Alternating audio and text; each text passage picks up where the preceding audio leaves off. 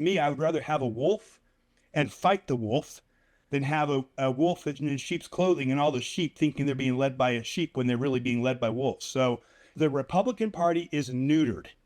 When the Republican Party cannot choose its own who will be on the ballot, the Republican Party is a neutered organization. The local media is focused on keeping people's heads in the sand and trusting the authority structure in place. And there was ritualistic satanic sacrifices going on inside of that building.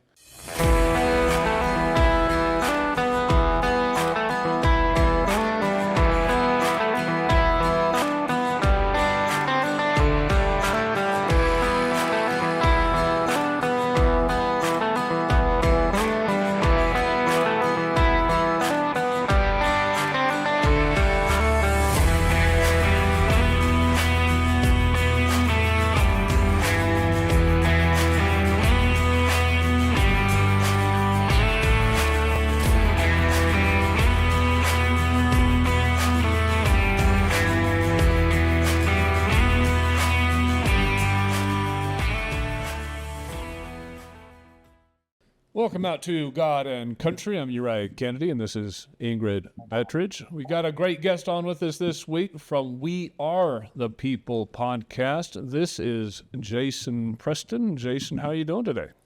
Good. What's up, guys? You've got a very, very successful podcast going. You've been going for a number of years. What got you into it, and what do you attribute some of the success you're getting? Well, I think what got us into it is we ran for Congress and, realized how corrupt the state was and realized that the problems in this state have to do more with, not just politicians that's corrupt. It's, for some reason, we have a population of people who's been very dumbed down and very blinded by the media who tends to run cover for politicians and any corruption in the state and keeps people's head in the sand. So we realized that, if we want to get this country back, it starts with getting your backyard back, because you have very little impact in D.C. There's very little you can do in D.C. to make a difference. Whereas your backyard, like what we saw with Florida in 2020, 2022, we saw Florida, people get control of their backyard, and Florida pushed back. So we realized if we're going to make a difference, we need to be focused on what's happening in our own backyard and waking people up to the corruption, which we have. Then the more we dug into it, the more that we're just shocked by how corrupt this state is. And so that's the whole purpose. It's not, we didn't do this because we want to do a podcast. We want to do it because, quite frankly, we're waging war on the corrupt people in this country, in this state, that are destroying our freedoms. And communication and podcast is an effective tool to do that. So I've never been focused on trying to find out what's trending on the algorithms, and it's been, let's focus on our backyard because that's what we can do, and let's expose the corruption here. And the further we got down that road, the more unbelievable it's been. It's just unbelievable what's happening in the state. Now, you got into politics first, right? And then you're trying to run for office. What was your mindset? Yep. What were you thinking of switching from that to just running a podcast? How did that election? It's not a switch. It's not a switch. I ran for office because I've been awake politically to the corruption in this country since 2006. I've been knowing about the corruption in 9/11. I've known about the corruption with George Bush when he pushed the Patriot Act. I've been awake about corruption in this country for a long time. And I just knew in 2021 that there would be a red wave after Biden got in office. And I knew we knew the elections were stolen. We know there's all the corruption. And so I decided to run for office for one purpose: to wake the people up, to use it as a platform to expose the corruption in this country, and to teach people the proper role of government. Because most of our politicians don't know the proper role of government. They don't know the Constitution, and they sure as hell don't make decisions that are constitutional. So, we fought in that lane, and when that lane came to an end, we said, okay, you don't need to be a politician to fight. So how else? So we started doing radio, and then the radio turned into this, and we've done rallies, and we've done everything and anything we can to wake the people up and encourage people to fight back. So I'm not a podcaster.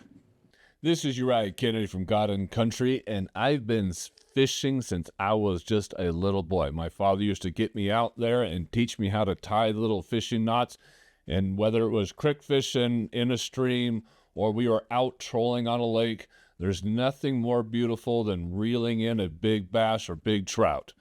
As fathers, we want our children to have the greatest experiences when out on the water, and we ourselves do not want to get skunked when we're out there fishing. So it is always best to have the best equipment, the best lures possible to give you the greatest percentage of success. We all have used and know who Rapala is, one of the greatest companies ever to create lures for fishing. We would ask you that you would go to our description and click on the link in our description or on the QR code that's coming up on your screen. Support the channel by going through our link or through our QR code and making all your fishing purchases at Rapala. There is nothing better than pulling in that big fish, and you can do that through any of the lures that you'll find up on Rapala. There is nothing like the quality that you will find at Rapala. From all their lures that will definitely get you some good hits on that line, to any type of tools, knives, clothing and apparel, anything you'll possibly need to have a great afternoon, a great day out there on the lake or out on the river. Trust Rapala for all those fishing needs. And again, you have to go through our description, our code in the description, or the QR code that's going to be popping up on your screen. Again, support this channel by going to Rapala through the link in our description or the QR code that's popping up on your screen. How long were you guys doing radio for? 5 days a week for about 6 months, and 2 hours a day. So that was pretty heavy. What? And then that basically phased into the podcast. Yeah, what radio station was that on? Where were you broadcasting at? What is it? KNRS, or not KNRS, K-Talk. Yeah, there's a little. Oh, you're on Salt K-Talk. Lake. Yeah, K-Talk. Yeah. Yeah, K-Talk was a big thing for a while. They've kind of diminished over the last few years and kind of almost non-existent. No management running it. That's the problem. Is like, it wasn't worth investing in, and they were investing in their own station, so no reason to build that platform. Well, we started our podcast March of this last year, so we're coming up on probably our 10th month here, close to it, ending our 9th month. The one thing we've noticed significantly is YouTube does not like promoting anything that is conservative, anything that's right-leaning. We've got some pretty good videos that are out there, and we'll probably get between 200 and 600 impressions, and unless we push it out there, YouTube will not do anything at all. And if we push it out there at all, it lights up, and it'll go 30,000, 50,000 views in just a few days. But if we don't do anything, then YouTube is not doing anything naturally. Are you seeing any of that on your channel at all? I mean, I think it's just, yeah, of course. I mean, it's about consistency, and it's just been a long, slow grind. Just speaking, just getting the message out over and over and over, and it just takes time for people to find you. It takes time for you to grow into being actually effective. I mean, it's not like when I started doing that, I was probably very effective, and I'm not that effective now, I'm sure, but you grow into it too. So I think it's two things. I think it's one is it takes time to build to find your own feet and to get your own voice and to get confident and competent. And I think it takes time for people to find you, and yeah, it's not content that YouTube and the algorithms are going to push out, especially the stuff. If what you're doing is effective and it's going against the machine, YouTube's not going to help you. If you're talking about things that are trending and things that they want talked about, algorithms are going to help you along, as long as it fits the narrative that they want out there. But yeah, I mean, it is what it is, right? This is just the fight that it is. Yeah, you just deal with it. You get out there on other platforms and you find a way. I mean, we've done billboards. I mean, we're going to find a way to get to get the message out. We're going to find a way to fight. Where did you get the funding to do billboards? Just raise money. Was your Yes. wife always your co-host? Yeah, it started off the two of us. Yeah, and I mean, look, she loves this stuff. She's committed to the cause, but her job's a lot more, high demanding. My job's a lot more flexible, and so, the buck stops with me. I'm going to get out. I'm going to make it happen, and when she can join us, she joins us. Yeah, a lot of people out there don't realize that fact is we all have regular jobs. We all have to do a 9 to 5 in order to make the income, because this is not making money. This is not something where you're getting 1 million views and you're getting $30,000, $40,000 a month. A lot of these big podcasters, this is where we're dumping most of our own money into this just to keep it going. I'm assuming that you've dumped quite a bit of money, just as I have, to keep this thing going. Yeah, we're about $4,000 a month just to produce our show. Yeah, it gets expensive really, really quickly. And so, yeah, donations always work. So if you want to donate to our podcast or donate to Jason's podcast, you can get on our websites and donate to help us keep these things going. One of the big things happening in Utah right now is redistricting. It started off with Texas. Texas kind of started it, and we're redistricting to get additional 5 more seats. We're all looking at the upcoming midterms coming up at the end of this year. And both sides of the aisle are fighting for those seats, because right now the Republicans have the House, we have the Senate, we've got the presidency, we've got the Supreme Court, we kind of got it all. And there's a concerted effort to win back those seats by the left, obviously. But when Texas started redistricting, and their redistricting was sound because they were supposed to redistrict, they had a mandate to get that thing done, and they did it along the lines of their constitution and what that is set up to be. And also they had a couple of court hearings about it. So they're literally just kind of clarifying what had already been done. So it wasn't necessarily a really big deal down in Texas, but because it looked like they were going to get 5 more seats to the Republicans, the Democrats just kind of got up in arms about it and says, you guys are gerrymandering, when they weren't. It was their districts down there were pretty much all set up, and they were just kind of finalizing some of the border lines. That sparked Gavin Newsom to do a redistricting out in California. It went to the ballot. The ballot said yes, let's kick it back to the legislature. So now the California legislature is going to be redistricting. And the issue out there is when you take the percentage of Democrats versus the percentage of Republicans in their House seats, and then you compare that to the population of percentage of Republicans that live in California, the percentage of Democrats that live in California. Right now, without redistricting, there is about a 55 to 57% estimate of the population that is Democrat, and then there's about a 43 to 47%, 45% that's Republican. But when you look at the House seats of who's represented, there's about 83 to 86% of the House seats are Democrat, and Republicans only have maybe a 25% representation in the House of Representatives in their state. Now, with the redistricting map that the Democrats have proposed and Gavin Newsom has proposed, it's going to flop that to 93% Democrat representation in the House, and the Republicans only have like 7%. They only have like 1 or 2 Republican House seats. And they're also pushing in other states, like here in Utah. They're pushing in Ohio now. They're now pushing in Chicago to kind of get as many seats as they possibly can. So Texas and California kind of started this firestorm.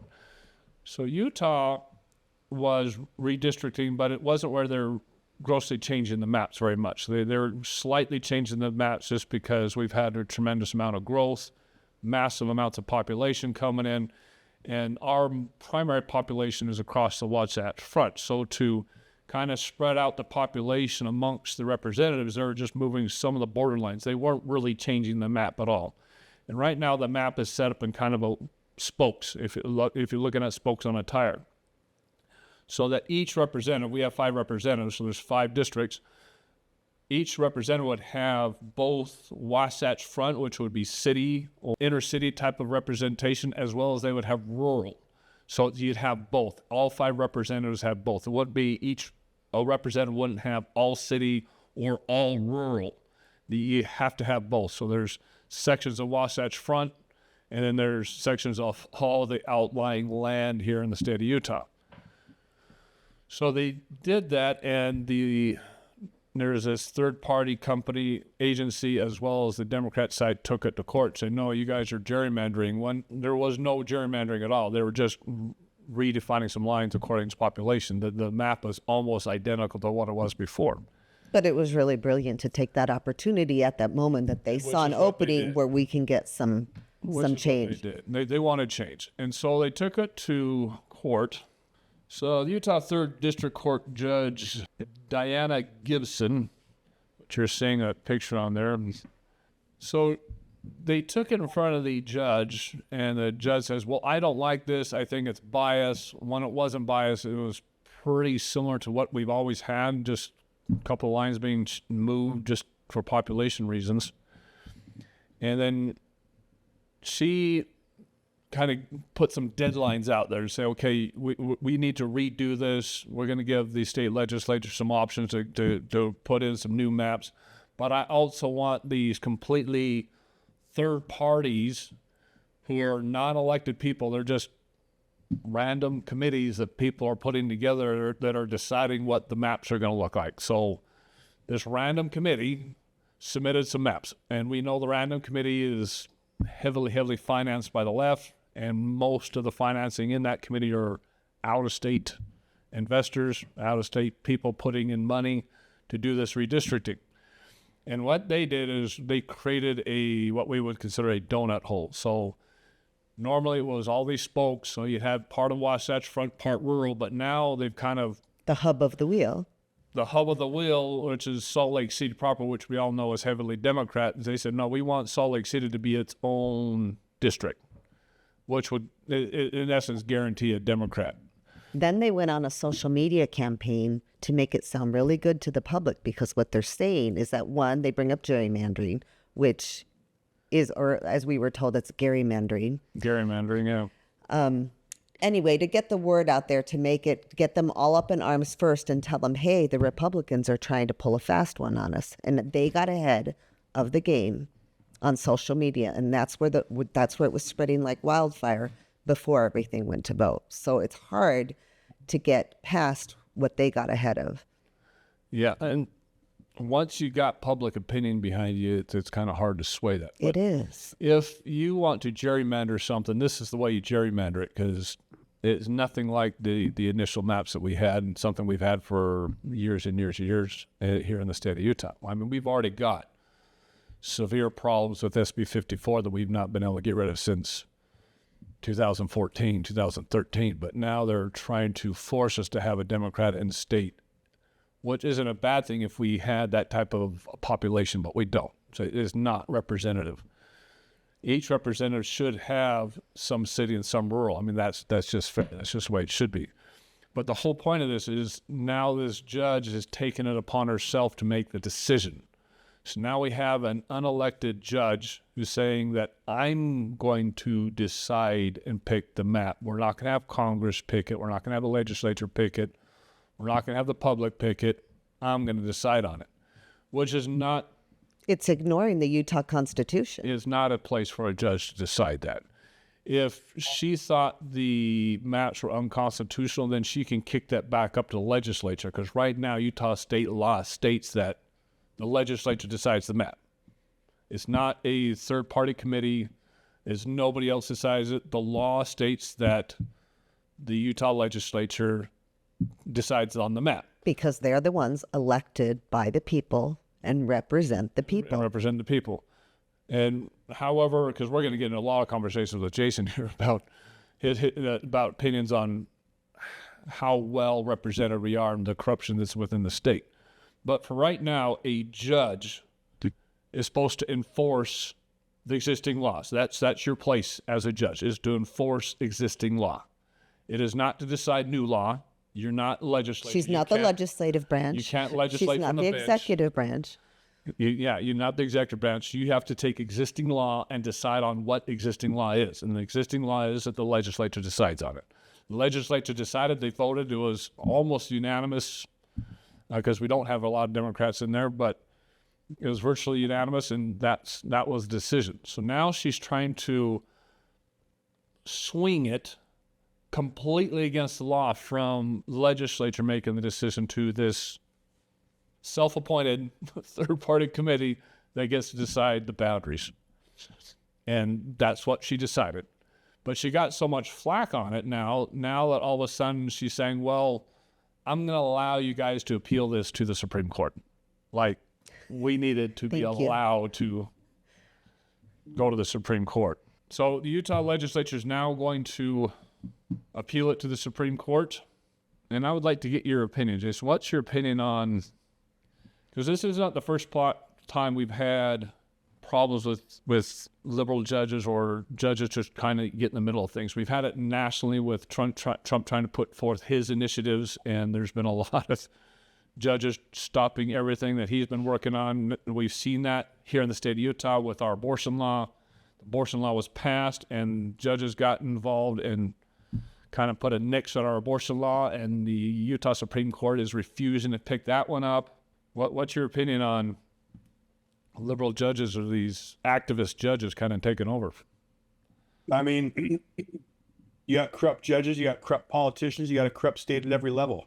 You're just watching corruption fight against itself. I mean, the Republican Party in this state is an absolute joke. It's not left versus right. And it's not like because I'm a Republican, I'm a good guy. I mean, we saw John Curtis, who is the chair of the Democratic Party in Utah County, when the seat opened up for the third congressional district, he decided to change parties and become a Republican. He went through the caucus system. The caucus system shut him down because they knew he was a Democrat. But because of SB 54 and Envision Utah, all he had to do is pay to get signatures, and next thing you know, he's now a Republican representing Utah. So, I mean, this whole idea of Republican versus Democrat's a joke, and I think people need to stop pretending, playing along with the psyop that it's the Republicans are the good guys, and as long as you got an R behind your name and you say conservative things, that's who you are. Power attracts the worst type of people, and it corrupts the best.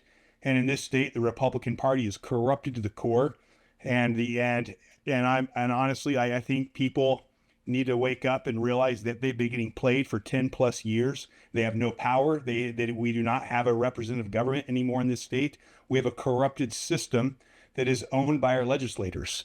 And anyone who tries to run for office and who will get in and try to mix things up will be shut down before they can get anywhere. So, I mean, you complain about the maps, the judge, yeah, she's a corrupt judge, no question.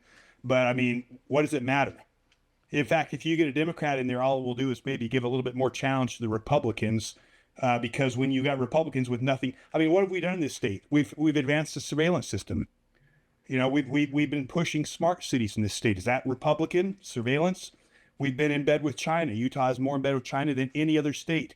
China owns our legislators. There's been articles in the Associated Press about how they can control our legislators to push legislation that China wants and stop legislation China doesn't like. Is that Republican?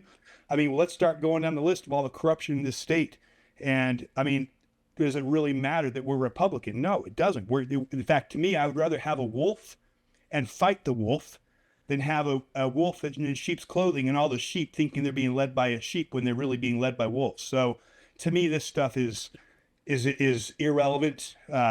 Do you think it's really fair to lump every single legislator who happens to be a Republican?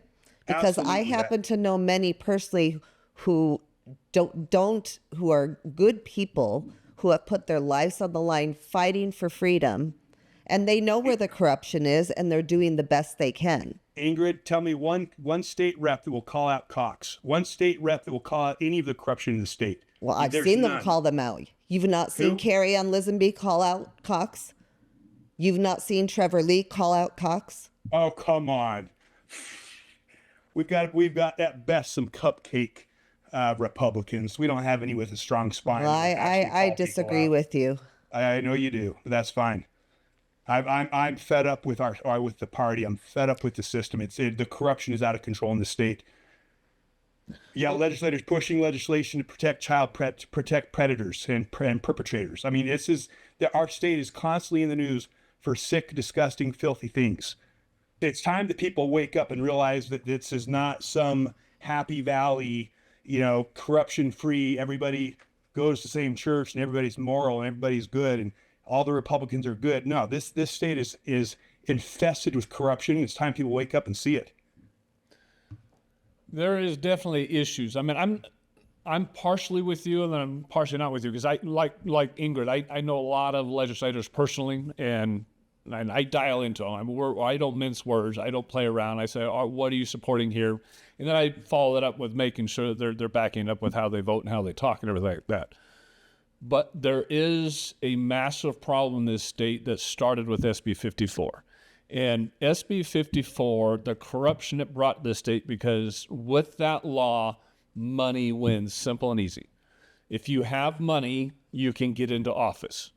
Without SB 54, when we adhere to the caucus system, when you have delegates, like I'm a delegate, Ingrid's a delegate, when you have delegates that can actually dial into somebody's history, their life, ask them the tough questions, meet with them in person many, many times and really find out what kind of an individual they are and then make a decision. The normal common voter cannot do that. It's actually impossible, which is the whole reason why we have a caucus system in the first place, is to stop money from getting involved. With the caucus system, you can have somebody that has zero money, no backing, and they can still show up to all the libraries, all the schools for the meet and greets and be able to discuss the issues. When it is set up where the only thing that matters is a bunch of TV advertisements, billboards on the freeway, signs, thousands and millions of them posted everywhere for the name recognition, and that's all you see. There's one thing you talk about all the time, Jason, and I kind of agree with it, is we have a very, very ignorant population. They don't do the research, they don't do the studying, which was foreseen by the people that founded the state and founded the Constitution, which is the whole reason why we set up the caucus system, because that's just reality. Well, it's that's happened in every history. In any successful nation where we prosper, people get fat and happy, so they quit paying attention. And they get lazy and they just vote. They only care about themselves, but that's a normal cycle in history. Look, this is not, I would say this is manipulation. The Deseret News, KSL, has done a very good job running cover for politicians, running cover for the corruption. I agree. It's not just, you don't just have dumb people in the state. I mean, you actually have some really amazing people in the state who are being manipulated. And that is the reality. And again, those are the fights that we got to fight, because if we cannot win the minds of the people, because Plato said, he who tells the stories rules the world.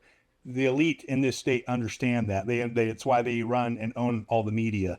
And that's why the people in this state are constantly being fed garbage about how great this state is and how it, and they're constantly hiding anything that, any of the corruption.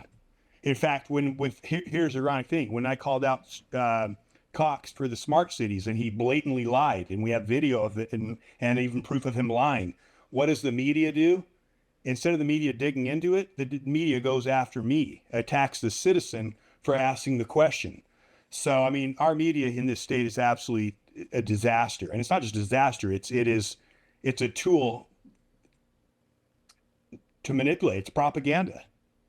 Well, it's controlled by money. It's just flat out, it's controlled by money. You have these, which is what infuriates all of us about Cox. I mean, it's actually controlled by the church, to be specific. Well, I don't necessarily agree with that, but I believe that there's a lot. There's a lot of outside money coming in, and Cox is just evidence of that. When he went to our Republican convention, and he didn't care about any of us out there, just mocked us. And he says, "It doesn't matter what you guys say, because I'm going to get into office anyway," because he has so much money behind him.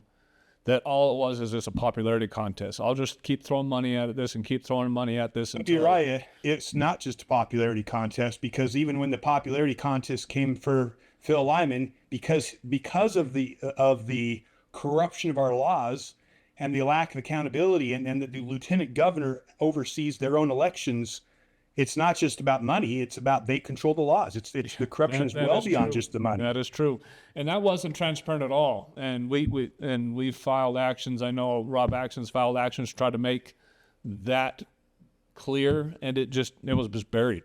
It was just buried. None of us believe that Cox had the signatures to get onto the ballot. None of those signatures were verified. The lieutenant governor there didn't do anything about it at all. Nothing. So that is my point. We do not control our own elections. Yeah. So, I mean, I think that Phil Lyman and Cox race was a very clear example of the corruption in this state and the lack of power we have over our own elections. Well, it just goes to show, how did Cox get on that ballot in the first place? Because that's where the corruption started. Is how did you get yourself on there? Nobody could verify those signatures. There's no way to verify those signatures. When people were asked to verify those signatures, they were turned down at every corner. Phil Lyman has filed to verify signatures, and that's why it pissed him off so much. And then he kind of went lopsided on how angry he was about it, and kind of turned even more people off to him, which was just a immediate Well, he went to the wrong part. place. He was advised to go to the right place, and instead he went after the lieutenant governor, and it's who verified the signatures that he needed to go after, and he let time lapse. He let time lapse, which frustrated some of us. I mean, look, he fought the fight the best he thought he could, but the bottom line is the system is corrupted. So And what's it's been the answer? corrupted We since roll SB over? 54. No, the answer is, look, they own the system. And for 11 years now, it's been every year the Republican Party comes back to us and says, okay, last year we got our butts handed to us. Last year it didn't go according to everyone's plan. This year we have a new plan. And this is what we're going to do this year. And it's been the same thing year after year. You know, my wife was on the SCC for 2 years, where she sat in all the meetings, and I went with her to every single one. It's not like I don't have an inside view of what's going on there with Rob Axum. I mean, the Republican Party is neutered. When the Republican Party cannot choose its own who will be on the ballot, the Republican Party is a neutered organization, and it is designed to be neutered by the SB 54, and until the Republican Party has control of its own destiny, which it does not, it's an absolute joke. And all these good delegates, hundreds, thousands, that invest so much time and money into the party, into the system, getting behind people like Phil, getting behind good candidates, getting behind people like Trent Staggs, getting behind people and going through and believing in the system, only to find that all their efforts go to nothing. I'm done with that. And at what point, you know, crazy is doing the same thing over and over and expecting a different result. I think 11 years is enough for people to start to realize, hey, wait a minute, 11 years. It's been the same thing over and over and over again. At what point do the people wake up and realize they're getting played? And I'll tell you, I woke up, I was done with that 2 years ago. And in 2024, all of you, I'm going to run. It says, go ahead. But you know what? None of you who are actually going to buck the system will get through. And sure enough, nobody did. The exact same game it's been. They will not let people in. They have the ability to control the game. And we all know you're it. And yet, so right on that. That's the one part where I wholeheartedly agree with you, because I've seen that from the beginning. When we were talking with Rob Axon, and he was like, look, I'm trying to fight this, but he literally said behind closed doors to us, he says, I'm just as neutered as you guys are. I mean, when the Utah legislature thinks that they control the Utah party, that they're the ones in charge of the Utah party, the Utah Republican Party is no longer its own entity, its own separate entity. And that's what it should be, is its own entity where it decides who runs on their platform. And they can't anymore. I mean, they'll come out of convention and this is who we're backing up, but it does not matter. With SB 54 in place, it does not matter. All it matters is what the legislators care about. And the problem is there's no real way to get rid of SB 54, because we have a governor that will never, ever sign it. We have probably 85% of our senators that are currently in office that are all signature candidates. None of them went through the caucus system. None of them went through the convention.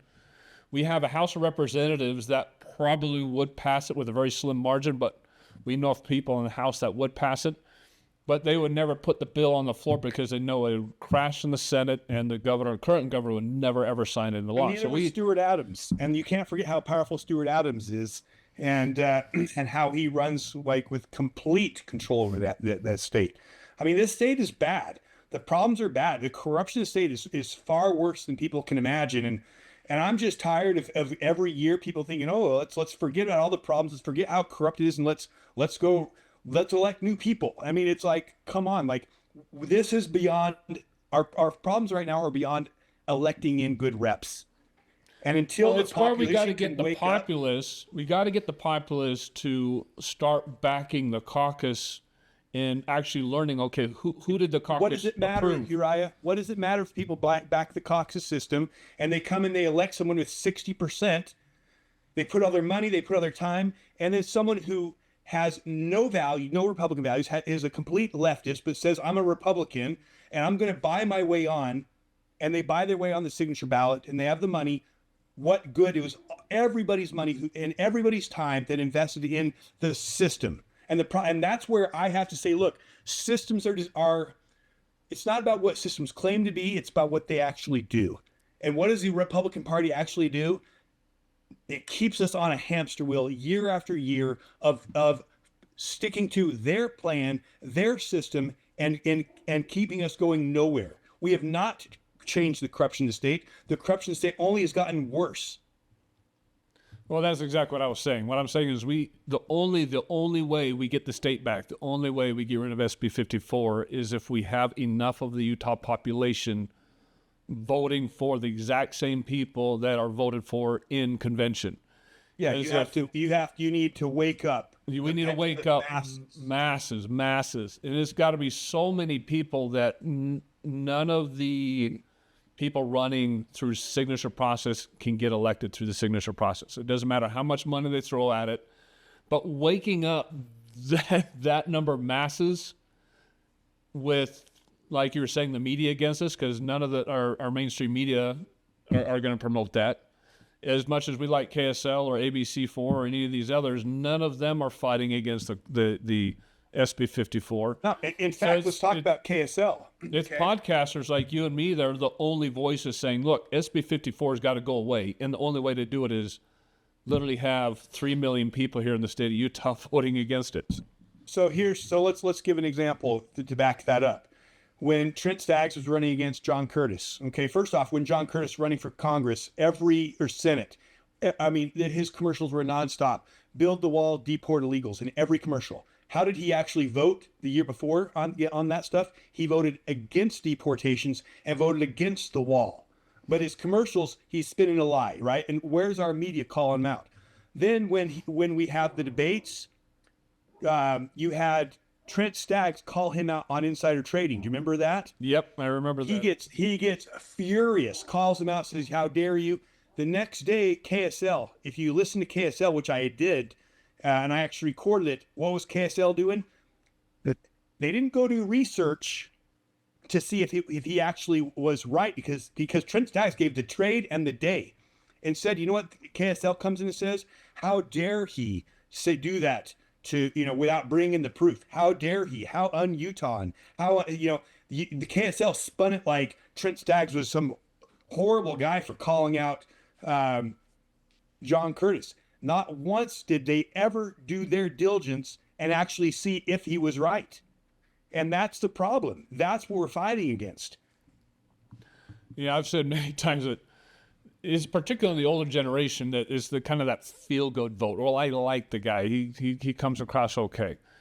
We're seeing this big time in the national election where we have a lot of these anti-Trumpers. And Trump is bash. I mean, he's in your face.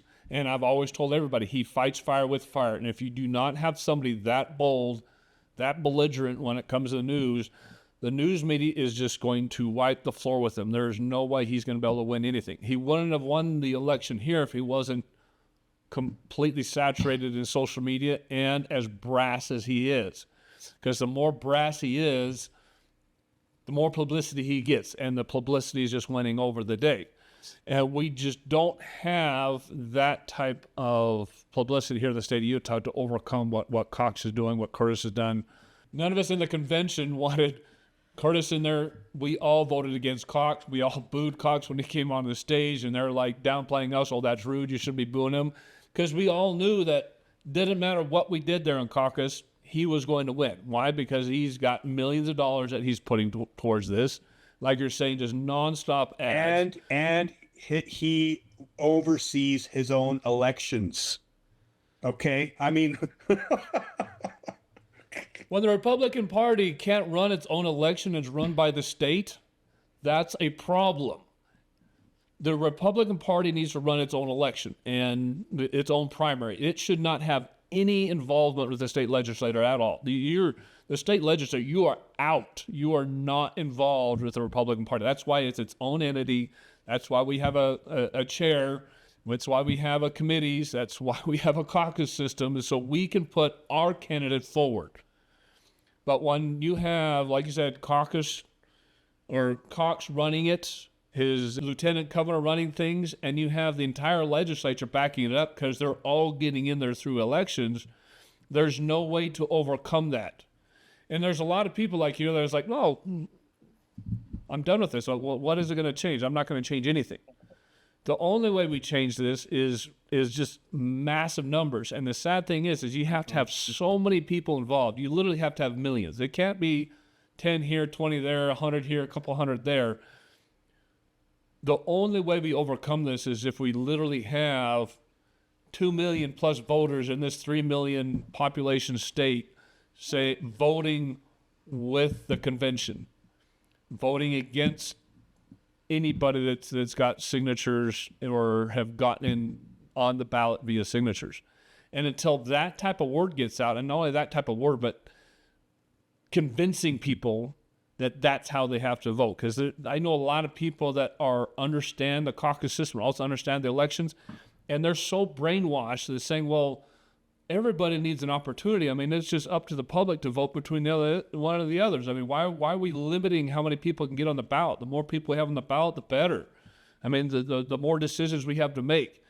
And they are just brainwashed with this rhetoric, thinking that both ways are good. Only one way is winning. The other way is completely amputated. It almost null and void at this point, because doesn't matter what we do in caucus, doesn't matter what we do in the convention, money wins in this state, like you were saying. Well, money and rigged elections. Look, we use anytime you listen to an expert about all the ways that they've found in the country to cheat, all we're implementing in our state. Everything. I mean, from ranked choice voting to the Dominion machines to ERIC to, I mean, you go down the list. We've implemented every way possible that the fraud can be found. So, I mean, it's just, again, and then you add the money and you add the power structure that's trying to keep itself intact. This is not something that we are going to elect our way out of through the caucus system anymore. And until people start to grasp the real problem and the depth of the problem, they're going to continue doing the insanity, the same thing over and over. And that's where I'm pulling. I am not going to play insanity. I'm not going to keep going and voting harder in a system that is designed just to waste my time and energy. I'm going to fight effectively. And that's what I'm trying to do. Well, that's what we're both trying to do. I mean, that's the whole reasons why we set up these podcasts, is so to get the word out. And hopefully a lot of Utahns are listening and saying, look, you've got to change your mindset. You've got to change how you're thinking about this, because you cannot go along with this rhetoric that gets pushed out by all our local media stations. Anytime anybody talks about mainstream media, they're thinking national media. They're thinking CNN. They're thinking MSNBC. They're thinking 60 Minutes. They're thinking all these others. Yeah. But you talk to anybody here in Utah, they do not consider ABC4 News. They don't consider their local 2 media. News or KSL. They don't think of any of these things as being mainstream media and part of the problem. They are. They're part of the problem, because they promote the most popular representative out there, and the most popular representative out there's got signatures. They got millions of dollars backing them up that's getting them into office. They're not following the conventions. They're not going to the caucus system. You don't see a KSL reporter or ABC4 reporter at a caucus somewhere. I've never seen one at a library. I've never seen one in a school.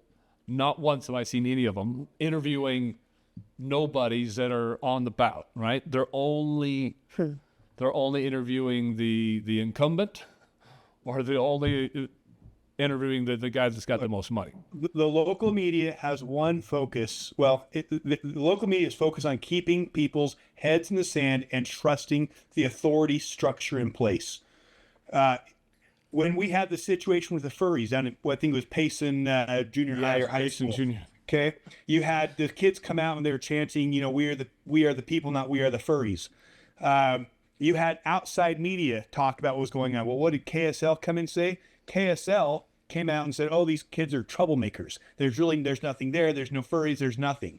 Again, the local media, their job is to keep you focused on the rivalry, focused on going and being a nice cupcake Christian, focus on the problems outside of Utah, focus on what an amazing state Utah is, and you don't need to worry. You don't need to focus on any problems. There's no problems. The problem is all outside. Utah is Happy Valley. That is the narrative of the mainstream media, and you will even find it down in the comments. They'll censor comments. Anyone who actually comes and challenges stories, they'll censor comments and make the comments all lopsided. Our media is absolutely corrupted to the core, and that is the reason this state is so corrupt. This is Uriah Kennedy from God and Country, and I've been fishing since I was just a little boy. My father used to get me out there and teach me how to tie little fishing knots, and whether it was creek fishing in a stream or we were out trolling on a lake, there's nothing more beautiful than reeling in a big bass or big trout. As fathers, we want our children to have the greatest experiences when out on the water, and we ourselves do not want to get skunked when we're out there fishing. So it is always best to have the best equipment, the best lures possible to give you the greatest percentage of success. We all have used and know who Rapala is, one of the greatest companies ever to create lures for fishing. We would ask you that you would go to our description and click on the link in our description or on the QR code that's coming up on your screen. Support the channel by going through our link or through our QR code and making all your fishing purchases at Rapala. There is nothing better than pulling in that big fish, and you can do that through any of the lures that you'll find up on Rapala. There is nothing like the quality that you will find at Rapala. From all their lures that will definitely get you some good hits on that line, to any type of tools, knives, clothing and apparel, anything you'll possibly need to have a great afternoon, a great day out there on the lake or out on the river. Trust Rapala for all those fishing needs. And again, you have to go through our description, our code in the description, or the QR code that's going to be popping up on your screen. Again, support this channel by going to Rapala through the link in our description or the QR code that's popping up on your screen.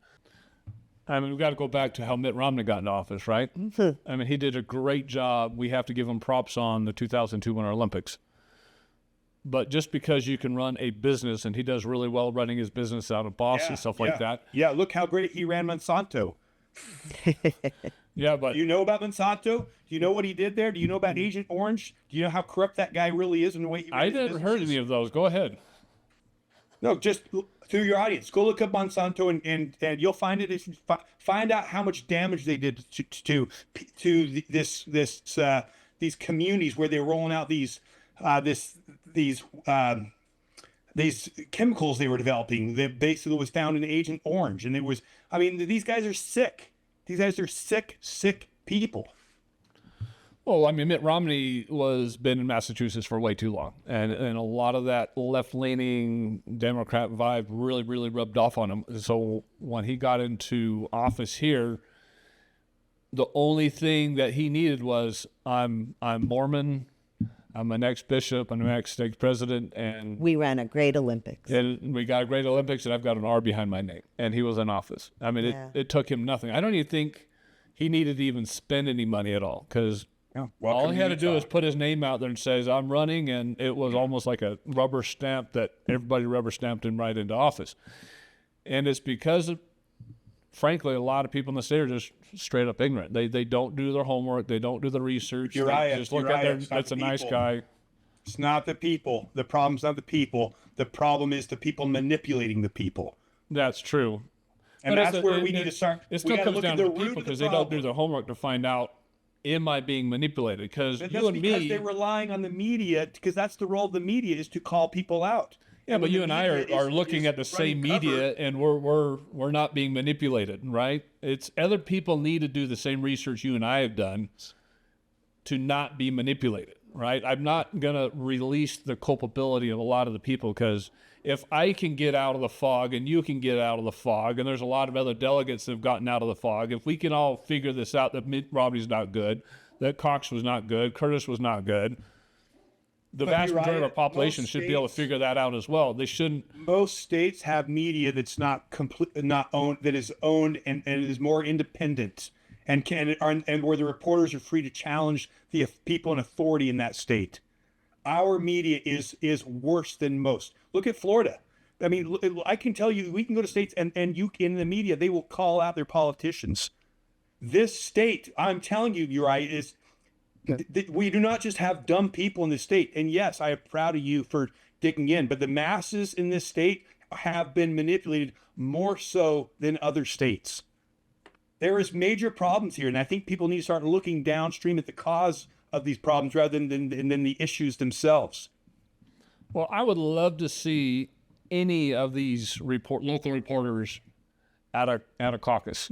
I'd like to see you talking to the on the ground people. I'd like to see you at the meet and greets where we're interviewing candidates that are going onto the ballot. I'd like to see you at conventions interviewing all these delegates, these thousands of delegates showing up to conventions, getting their opinions of who should be on the ballot, who should not be on there.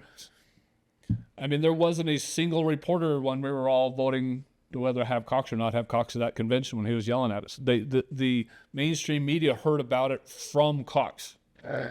I mean, that's problems Deidre, are not the reporters. I The sat in problem- front of Deidre. She got on the phone with them. none of them saw that in person. None of them saw it at firsthand. They didn't know what we were booing at or why we were booing at it. All they saw was what Cox reported to them, and that's what they reported. None of them were there in person. Uriah, you're still not giving the due credit to the corruption in the media. It's not just you have ignorant reporters. The narrative is set. What gets published is the publishers, the people at the top, the people who own the media have a narrative, and they are not going to let the reporters run outside of that narrative. It's not the reporters. It goes higher than that. Yeah, I would have to agree with that too, because I've seen plenty of those messages online where they can take reporters from different states and you can link them all together. It's the exact same verbiage from state to state to state reporter. And it's, I don't watch mainstream media, and I know a good portion of the people that I interact with no longer watch the news either. We get our reports from podcasters or people, people like I listen to Sean Ryan, I listen to Glenn Beck, I listen to Shapiro. People have gone to people who speak more of what they believe in now and don't watch the TV. In fact, when people tell me, you didn't know this earthquake happened, I'm like, nope, hasn't hit who I listen to yet. Sorry. I don't watch what's locally going on. And I think that can possibly be the trend of the future. And that's why we have a lot of people criticize us. It's like bots that come out and just say, oh, anybody can have a microphone. I'm like, yeah, that's the freedom isn't that the beauty of this country? Anybody can have a microphone. yeah, our and you comment could choose section, whether you believe in us or not. it's like the same thing gets repeated over and over again. Yeah. In our comment section. And I watch and it gets repeated on other people's too. And so I'm like, oh, these are bots. It took me a little bit to figure it out. But it's funny how bots have whittled their way around to a podcast as small as Yeah, why do we even matter in the to scheme you? of things, your podcast, my podcast. I mean, we may be decent sized here in the state of Utah, but we're not massive by any stretch of the imagination. But yet they make sure they comment the same thing on every episode. And when you look, they have like no dummy usernames, no friends. They don't follow anything. I mean, both our podcasts are pushing 18,000 subscribers now, but we're not up to hundreds of thousands yet. I mean, we're not But yet we still have those. Well, we're bots touching a attacking. nerve somewhere. Have you got involved in a lawsuit? To kind of walk through that and what instigated that, and where you're at with it, What do you know about the Hamblin sisters, David Hamblin? and what went on with David Hamblin? I don't fully understand exactly what's going on with your lawsuit. Back in 2022, you guys may remember that David Levitt came out and did a press conference. He was the DA in Utah County.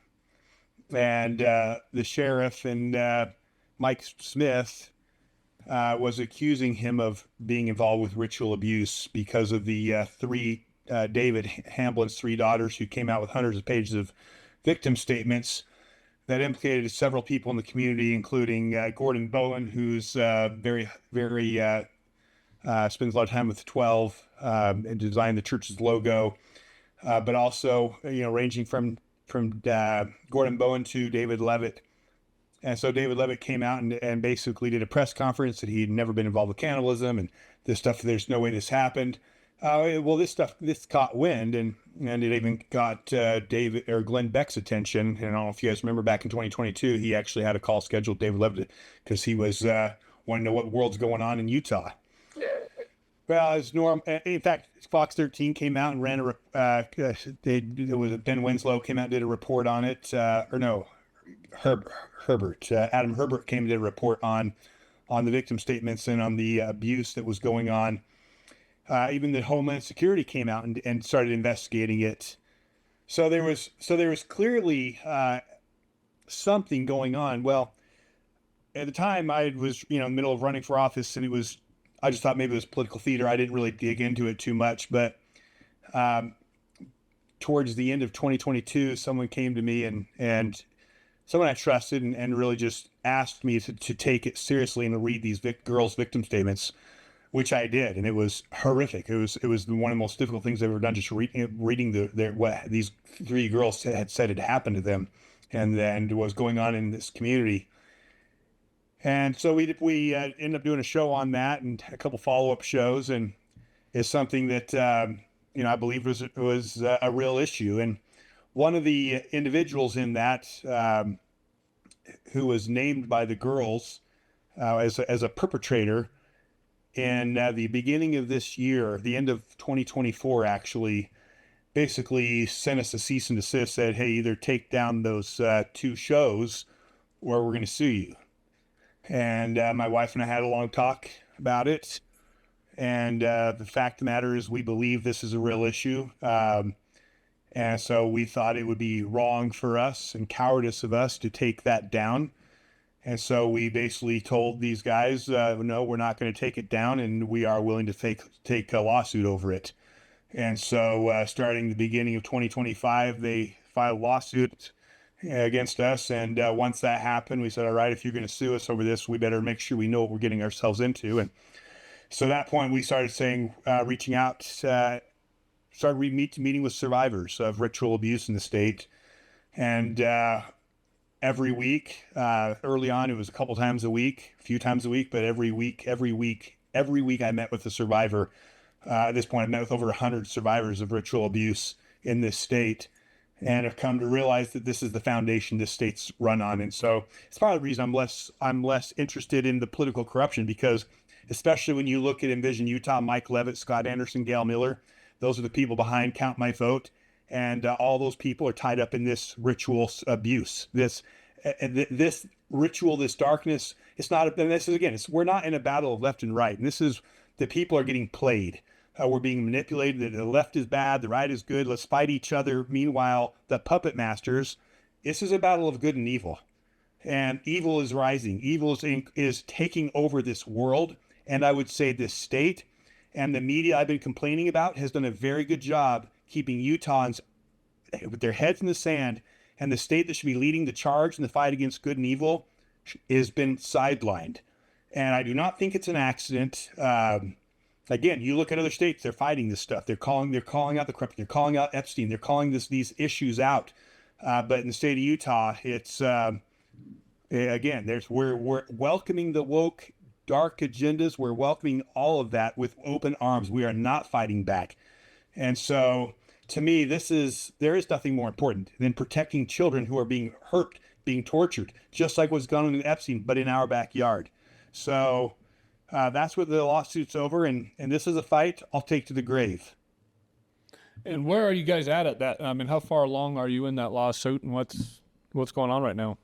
So actually, just 2 days ago, we submitted our names of witnesses that we're going to be calling up for so yeah, they put their witnesses who they're going to call, and we just made a list of and submitted our discovery. So it's going to be it's going to be a dogfight. That's what these people want. They know their whole thing is to try to burn us financially and destroy us through lawfare. But I don't think they realize who they're dealing with, and we're not the type of people who are going to back down from the fight. And especially when you've talked to hundreds of boys, girls, men, women who've had their lives wrecked by this system and had no one protecting them, no one standing up. No, this is not a fight we're going to back down. In fact, this all came up in the 80s and 90s. Glenn Pace, who was the presiding bishopric. Are you familiar with the Glenn Pace memo? A little bit. I mean, I watched a few of your podcasts, and so I know quite a bit about those three memos and those three girls that came forward. And I believe wholeheartedly they're saying what the truth is.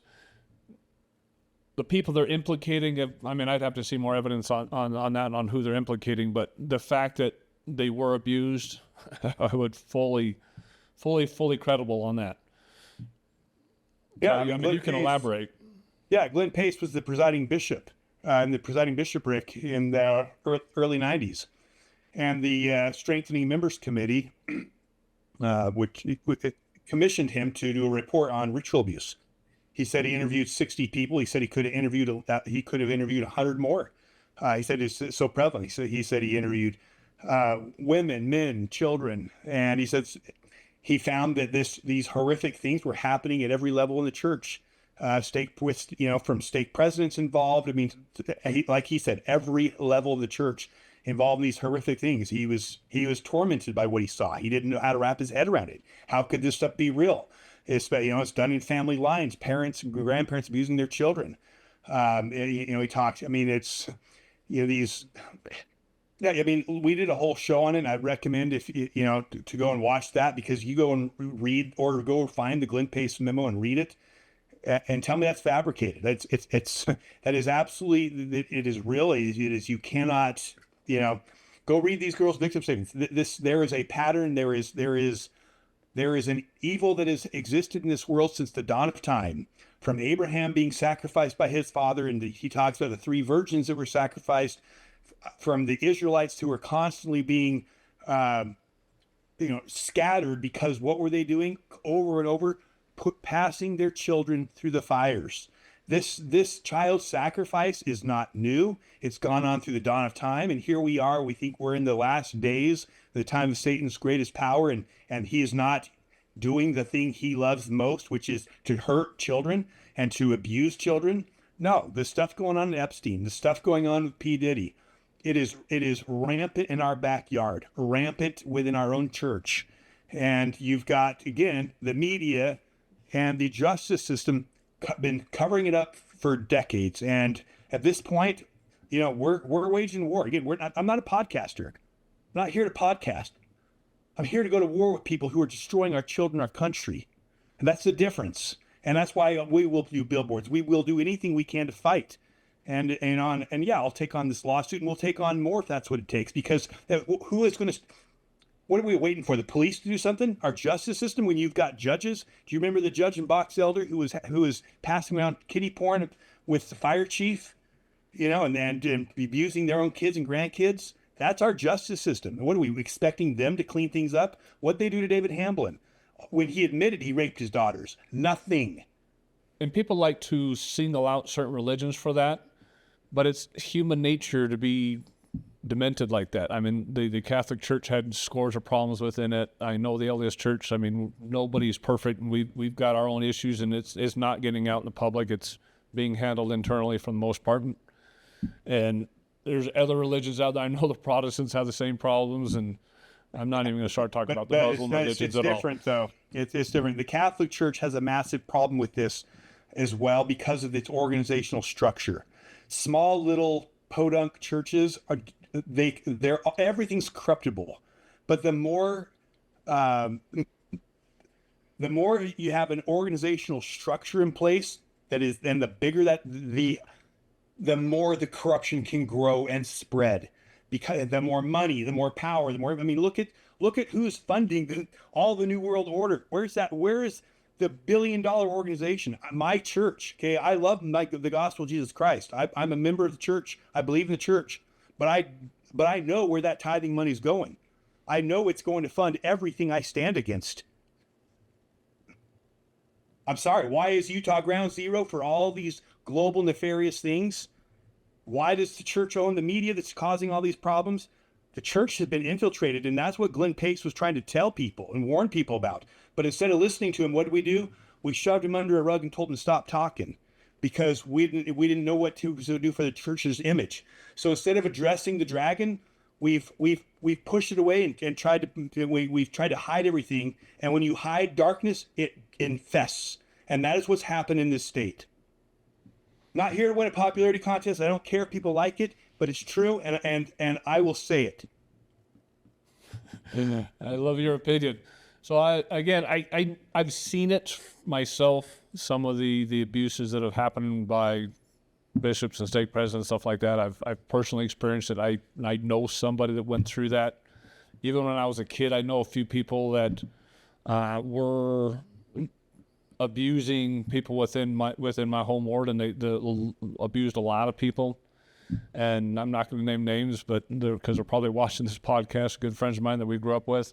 So there's a lot of this everywhere. And I know how far you've gone with your podcast and how fully committed you are, and I praise your commitment at it. I'm not at that level to where I'm going to blame the whole church for what's going on, or what they are or not funding. I know there's individuals are very, very corruptible, and I've seen that corruption. I've seen those weaknesses. I know for a fact, and want to attest to that we're not fighting Republican against Democrat, conservative versus leftist. We're fighting the devil himself, and conspiracies in dark corners. You talk a lot about in your podcast about the satanic cult that's within the state of Utah. I've also seen that personally myself. I was growing up as a kid long before the BYU Academy was renovated, and it was just a big old hole on University Avenue down there in Provo, a big old rundown building. And there was ritualistic satanic sacrifices going on inside of that building. My friends and I, being stupid teenagers, we'd go in there and just kind of explore, and you'd see the Star of David, the upside-down Star of David. You'd see the circles. You'd see the birds. You'd see the sacrificed cats and dogs in there. I've seen all that in person long before they renovated that building as a teenager. So I've heard other instances of that happening down in rural communities. I know personally of a couple of sacrifices that happened down in the Manti area. So I've seen that, know that personally. You've gone into depth into that. So everybody within power is corruptible. And the biggest fail that we can have is to say all's well in Zion. Zion prospereth, right? We all know that. When there is problems that need to be rooted out, and we need to be aware of. And the biggest fault that I see with a lot of LDS members is this blind faith, this blind voting for anybody that says they're a member of the church and have an R behind their name. And I see a lot of that happening, and you're right, a lot of it has to do with our media and them controlling that narrative. But I'm always of the opinion that people can make their own decisions, and you can put more effort into it. If I can put the effort into it, anybody can put the effort into studying that and figuring this stuff out, and stop voting for those people who do not deserve to be in office and should not be in office. We have a convention system for a reason. You need to follow your fellow delegates. Whether you go to the caucus and vote for the delegates or not, you need to be following your delegates, because they're doing the homework and they're finding out who needs to be in office. You can't be blind to the corruption that's in your own neighborhoods, because there are problems there. You got to be careful. I mean, there's things that you need to be aware of, and just sitting back there with your eyes closed and saying none of this has happened is not going to be You doing good also for can't anybody be either. blind to the miracles that are happening every day, because Christ is in charge. Yep. No matter how big the things that Satan's in charge of are and how in their face you are, Christ is in charge, and Christ will win. Yep. And he's gonna root a lot of this out in his own way. Yes, he will. And I will tell you what, we were sent to the earth to not sit on the sidelines. We were sent to fight, and not fight and the political fight matters. But when the political fight has moved from left to right to truly obviously good versus evil, we are not to sit and wait for Christ to come and save us. You know, he gives us a chance to be here on earth to fight with him, to stand and fight. And the state that should be fighting this stuff the most has been infested. And again, the people have been blinded. The people have been manipulated. And that's what it is. It's manipulation. The reason the Mitt Romneys, the reason all this stuff, the people have been manipulated. You have great people here who have been blinded and manipulated by this power structure. And the power structure is not count my vote. It is not Envision Utah. Because I will tell you, the people who run those organizations are also that laying the foundation with the dark stuff. And that is the heart of what we're fighting. And Well, it comes right down to the name of it. People are going to see it when they're going to see it. But if fact matters, truth doesn't care about people's opinions. This is truth. This is a battle of good and evil. And Satan is raging, and the people in this state are asleep at the wheel because they've been put to sleep by this power structure in this state. Well, it's right in the name, right? Count my vote. Envision Utah. I mean, even the names themselves promote this narrative. Oh, we're a good thing. This is positive. We should be doing this. And it's exactly the opposite. I like how people name themselves. Oh, well, let's get that popularity contest going, because that's all it's about, is how much money can I put behind this? Because the more money I put behind this, the more people will fall into line and become a part of it. And that's where the ignorance comes into play, is people do not put the homework into it. They just, you put it on a radio station or on a news station often enough, or just put commercials out there often enough where it just hits their brains over and over and over again. They just wrap right into it and just say, well, that's the person I'm voting for. They get into the booth and half of them don't even know the names how much they're do you voting know for. about the United Nations? How much do you know about the United Nations? Quite a bit. We've actually done a lot of podcasts on the United Nations. We've done in-depth stuff on them. Yeah, evil organization. Would you agree? Oh, yeah. Oh, completely and utterly infected. They should dismantle that thing. So tell me this, Uriah. Why is it that the United Nations, the only place they meet outside of New York City in America, is Utah? That I do not know. I didn't know they met here in Utah. Yes. Again, Utah is ground zero for all this globalist stuff. We're pushing digital ID already, right? You know that. Cox signed that off. It's been in pilot law. Like, why is Utah pushing all this globalist, the mark of the beast type stuff? We are funding it all through taxpayer money. We're bringing it all here, and people are just have their heads in the sand. We are a test state for all these global ventures. I'm telling you, we live in a state that matters, and it's time that people start waking up and realizing that we are truly in war, spiritual warfare, at a level that people don't realize. I mean, it's like people talk about it, but they really don't believe it. We had Richard Marcosian on a couple weeks ago from Utah Stories, and we were talking about BlackRock and the housing market, and how Utah has just taken the California game plan and just started implementing it here in the state of Utah as far as housing is concerned. I'm like, why would we ever take that example and try to implement it here? Which is boggles my mind. It's the homeless, the way we react to the homeless population, the way we react to the drug population. It's like identical to what California is doing. And why would we ever take that game plan? Why is our city officials as well as our state officials taking that game plan? And why was Utah a sanctuary state?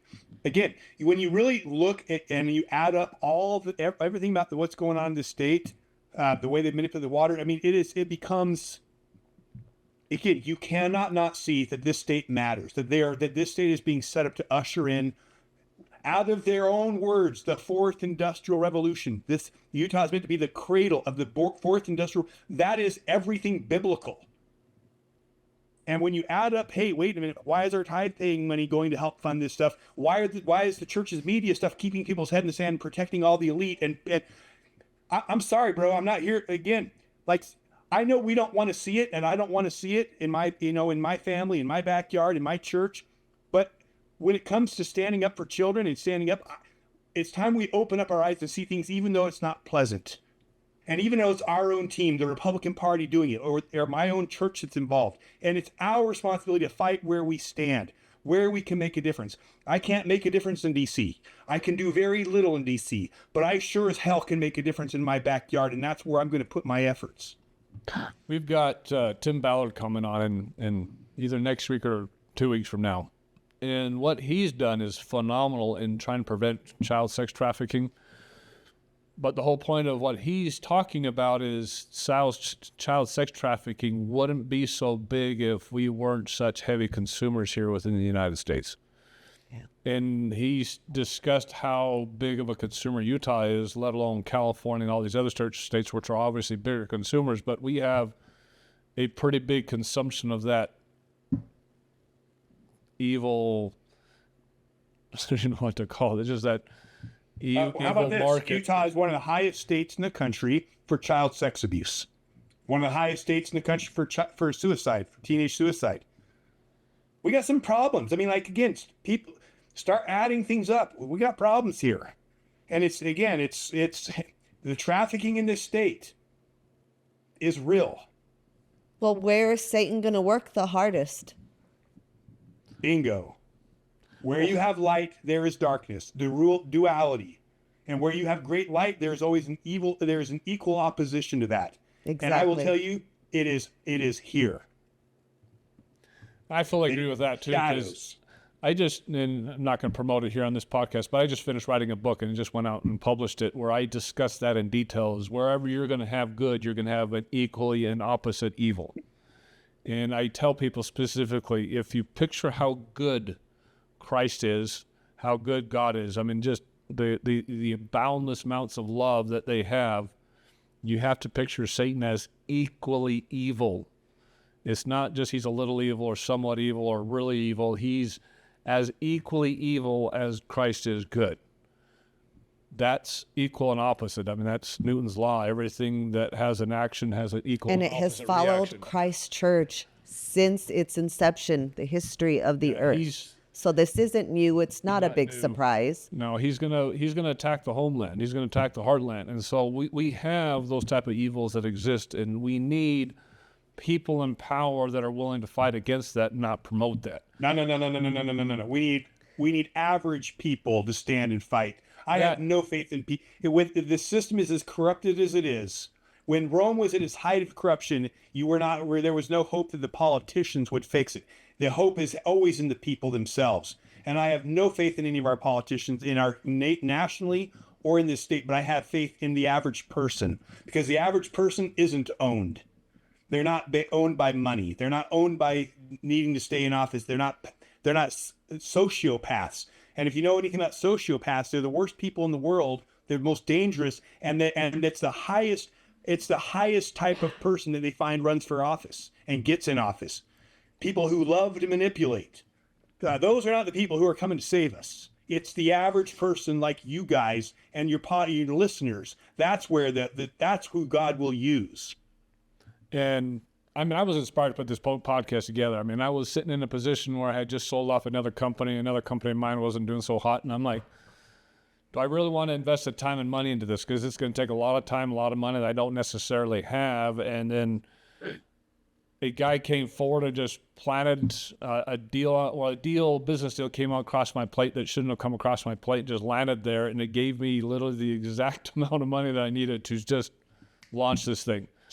I'm like, I guess I'm launching it, because I was considering it for a number of weeks, and then that happened. And it was the reason why that happened is because I had put together a budget. Okay, I'm going to need this much in equipment. I'm going to need this much in space. I'm going to have to do this much in advertising.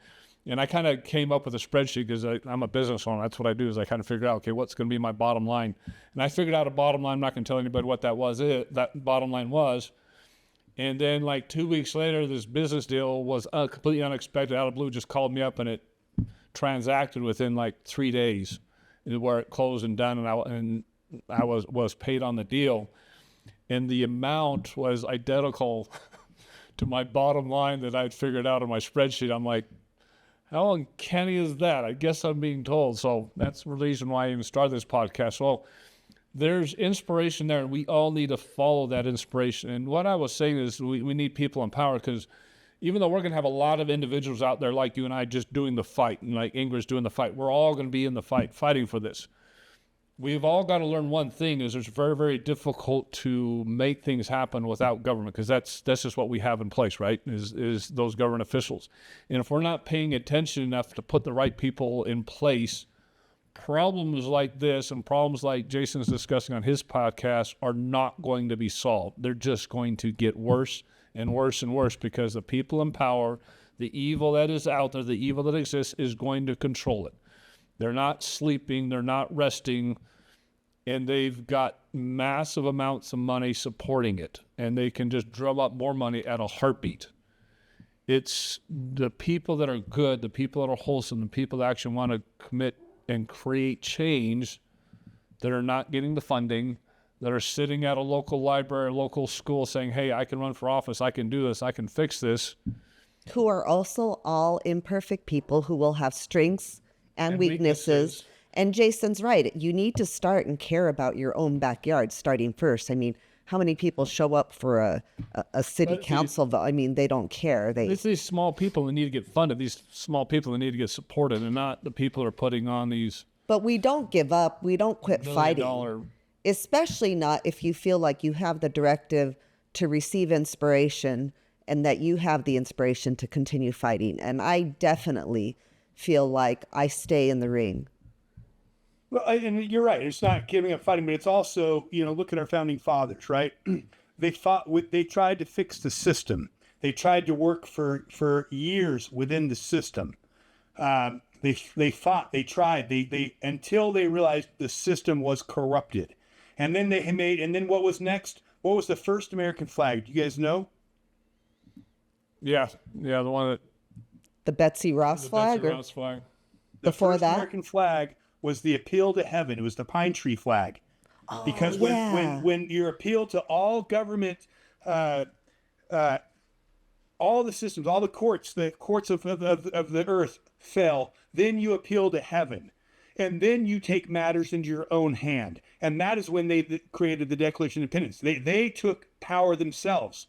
They didn't rely on the elite. They didn't rely on their politicians. And that is our path to victory. It is not politicians, especially in a system that owns these people. This stuff that's going on with Epstein is not just Democrats. It is at every level of our, especially in D.C. And you'd be shocked how much that's going on in our own backyards.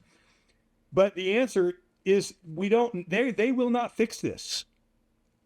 But we don't need them. We need 3% of the population. Same principle that's worked throughout the history of this earth. When you have 3% of just average good people who are no longer willing to sit by and be ruled by tyrants, no longer willing to allow their children to suffer. When you have 3% of the men who have the balls that it takes to be real men start standing up and pushing back, they can overthrow any corrupt system and clean it up. That's what we're fighting with help for. from on high, because just like the founding fathers get picked apart now, and people will bring out, most of it lies, but bring about all their faults and where they were weak. But these were imperfect men who came together, and because of the Father being there in their hearts and them wanting to do their best, they came out with a wonderful experiment. They were not perfect men. But that is how God works. He needs a small percentage of people who care enough to fight. And then he comes in and makes up the difference. And that's the same pattern. That is why my faith isn't it wasn't in King Henry. It wasn't in the kings to fix it. It wasn't in the systems that the founding fathers were fighting. It was in the people cleaning it up themselves and not relying on the power structure to fix it for them. And that's where we've become weak over generation is we need a leader. We need a leader to fix our problems. We need a leader. Someone save us. Oh, Trump will save us. Oh, someone's going to save us. No. Stand up and start saving yourselves. Stand up and start fighting. When we get 3% of the population in the streets, I can promise you the 3% of the population in the streets with their pitchforks, you will chase that. You will clean up the election system faster than fast, but not until you have 3% of men. And that's exactly what I mean when I say men. You need men who are men again in this country, not the beta males we become. We need men to stand up and start fighting for their children, fighting against the trafficking. And when you have that, because guess what? The women are already doing it. Like when COVID went around, the women were standing and fighting. But it will take men, and it will take blood eventually. But that's what history and human nature has always shown works. There's a pattern. And the pattern that happens at the end of Rome is the people become weak. They become dependent upon a savior, dependent upon a king and a white horse to save them because they become powerless in their lives.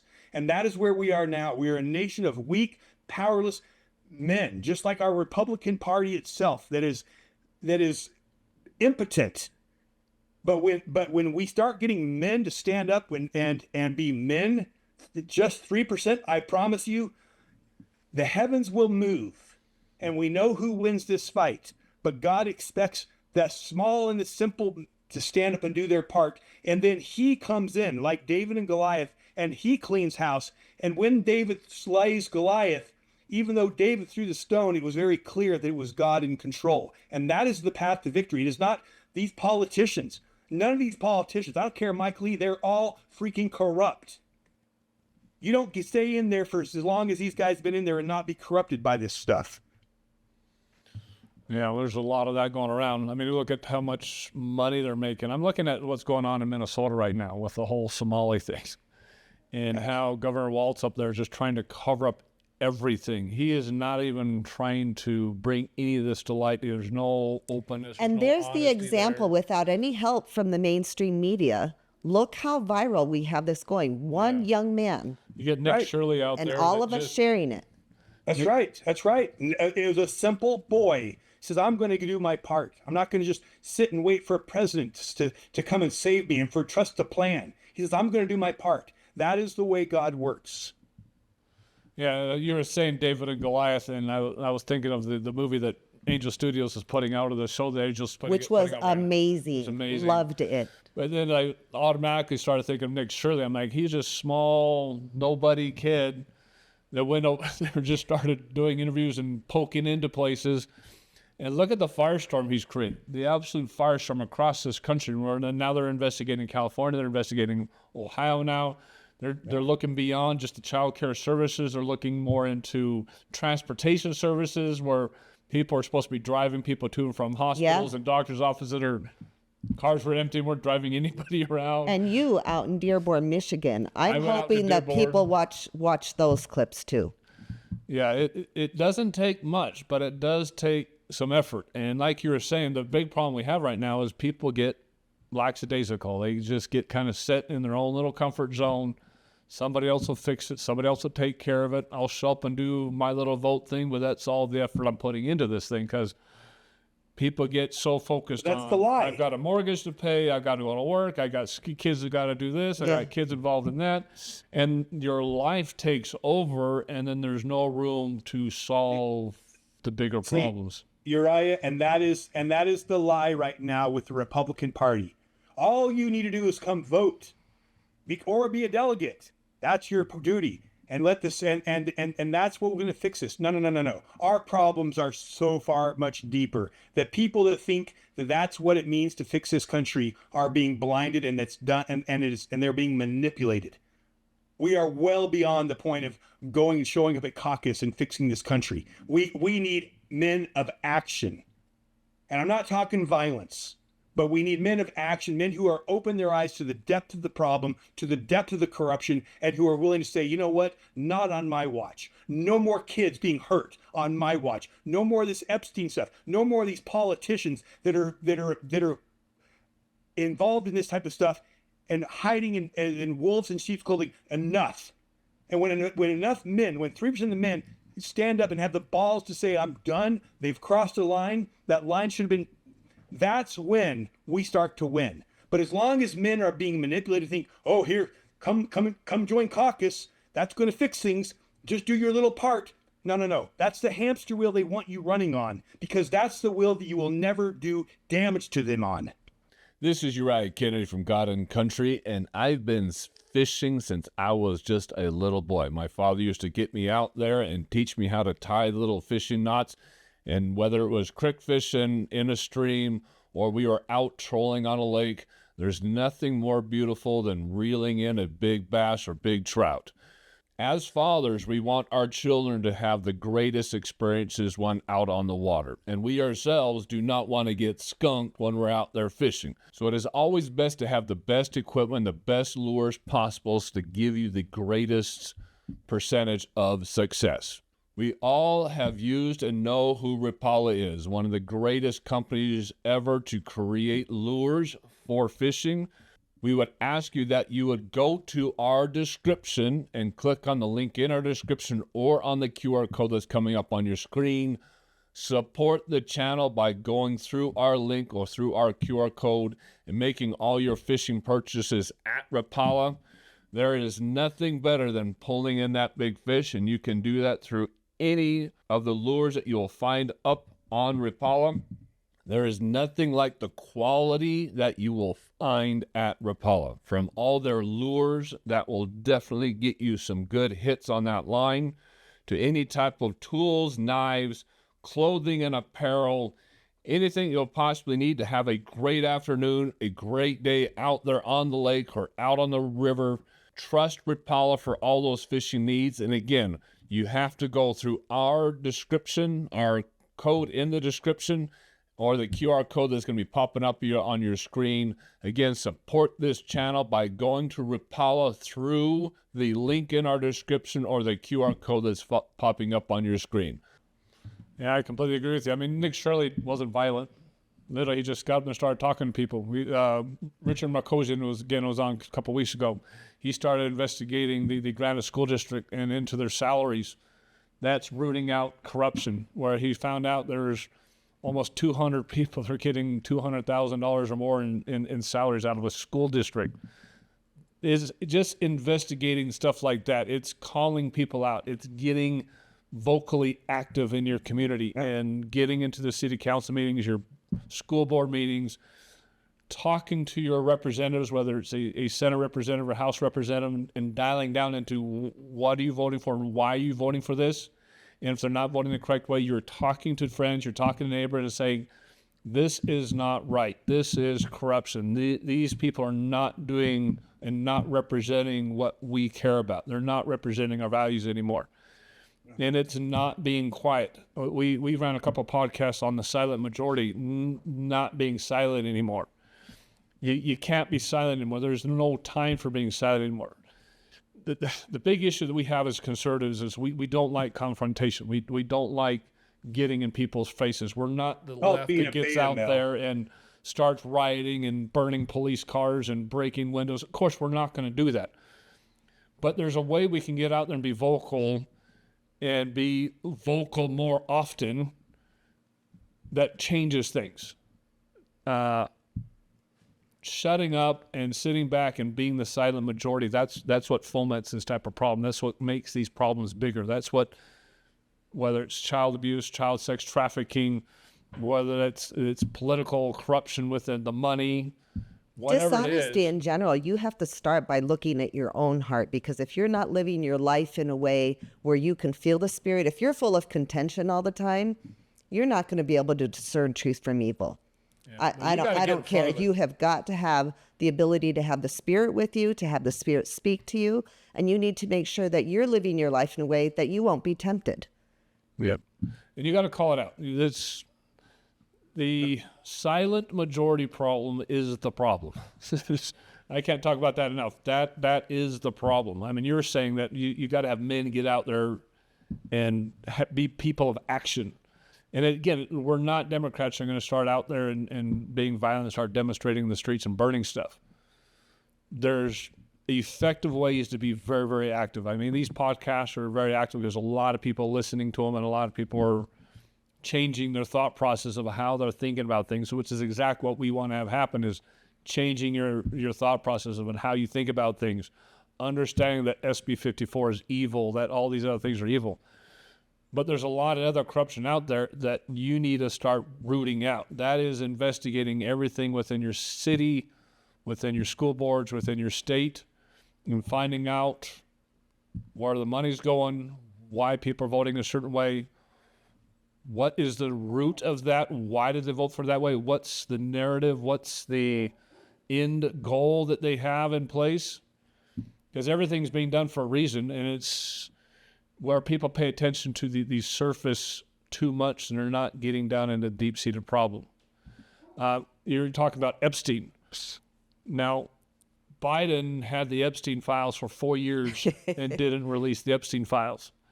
Trump and Patel and all these others got into office saying, we're going to release the Epstein files. Now we've had both sides have had the Epstein files, and all we're getting right now is this redacted crap. Just this redacted where no real information is getting out there. It doesn't really matter whether it wasn't redacted, because nobody's going to read all of it. The average person's not going to read it. You're just going to look for a name and assume if their name's there, they're guilty. Yeah, but the point is those of us that will read it will put out the media out there, because you got us, you got Shapiro, you got Glenn Beck. We all read it. No, it absolutely matters the name's on there. Yeah, but the problem is it shouldn't be redacted, so you know they're covering up something. Well, there are people who were not bad actors whose names were on planes and things. Yeah. Well, listen. I mean, your name could be found with people who are bad Epstein, players. This stuff around abusing children is far deeper than you guys would want to know. I promise you. It is far, far deeper than people realize. Pizzagate, the stuff that goes on in D.C., it is atrocious. Well, if you read the scriptures, you already know that. I don't need what's going on in the world to tell me. I already know from scripture that that's what would be happening. Yes, and we have to hold them accountable. And the fact of the matter is the answers moving forward are in the past. It's our founding fathers. And what did Samuel Adams say? We do not need a majority to prevail, but rather an irate, not a happy-go-lucky, peaceful, like, oh, this is upset, but we're not going to be contentious. An irate minority keen on setting brush fires free in the minds of men. They spilled the tea. Okay? These men fought for freedom. They're willing to sacrifice their lives, their fortunes, their sacred honor. And we are not anything like those men. We are a bunch of beta males who are afraid of being seen. On the one hand is to the left, the radical, violent left. And on the other hand is the right who is just sleepy and just has their head in the sand and says, we're just going to trust the people in power and go vote harder. And what we need is something in the middle of, like the men are found that laid the foundation of this country, an irate minority, keen on setting brush fires free in the minds of men who will spill the tea, men who will peacefully fight, men who will reject the evils and push back against the corrupt laws. What do you think our founding fathers be doing right now? Hanging out saying, let's vote harder? We already saw what they did. And I think we need more of that in this country and in this state, and a little less of the cupcake Christian, let's just focus on going to church and be loving to everybody and love everything and accept everything and bring in the UN and bring on the one world religion. And no. I think the path forward is, and the example we should be following is examples of our inspired founding fathers. And that is what we're missing. And I will tell you, as far as the Epstein stuff goes, everyone on that list, everyone who's found guilty of trafficking, of abusing children, like the Savior said, that wasn't peaceful when he said, better a millstone hung around their neck and drown in the depths of the sea. That's very violent language. I am sure our Savior does not look kindly upon abusing and mutilating children.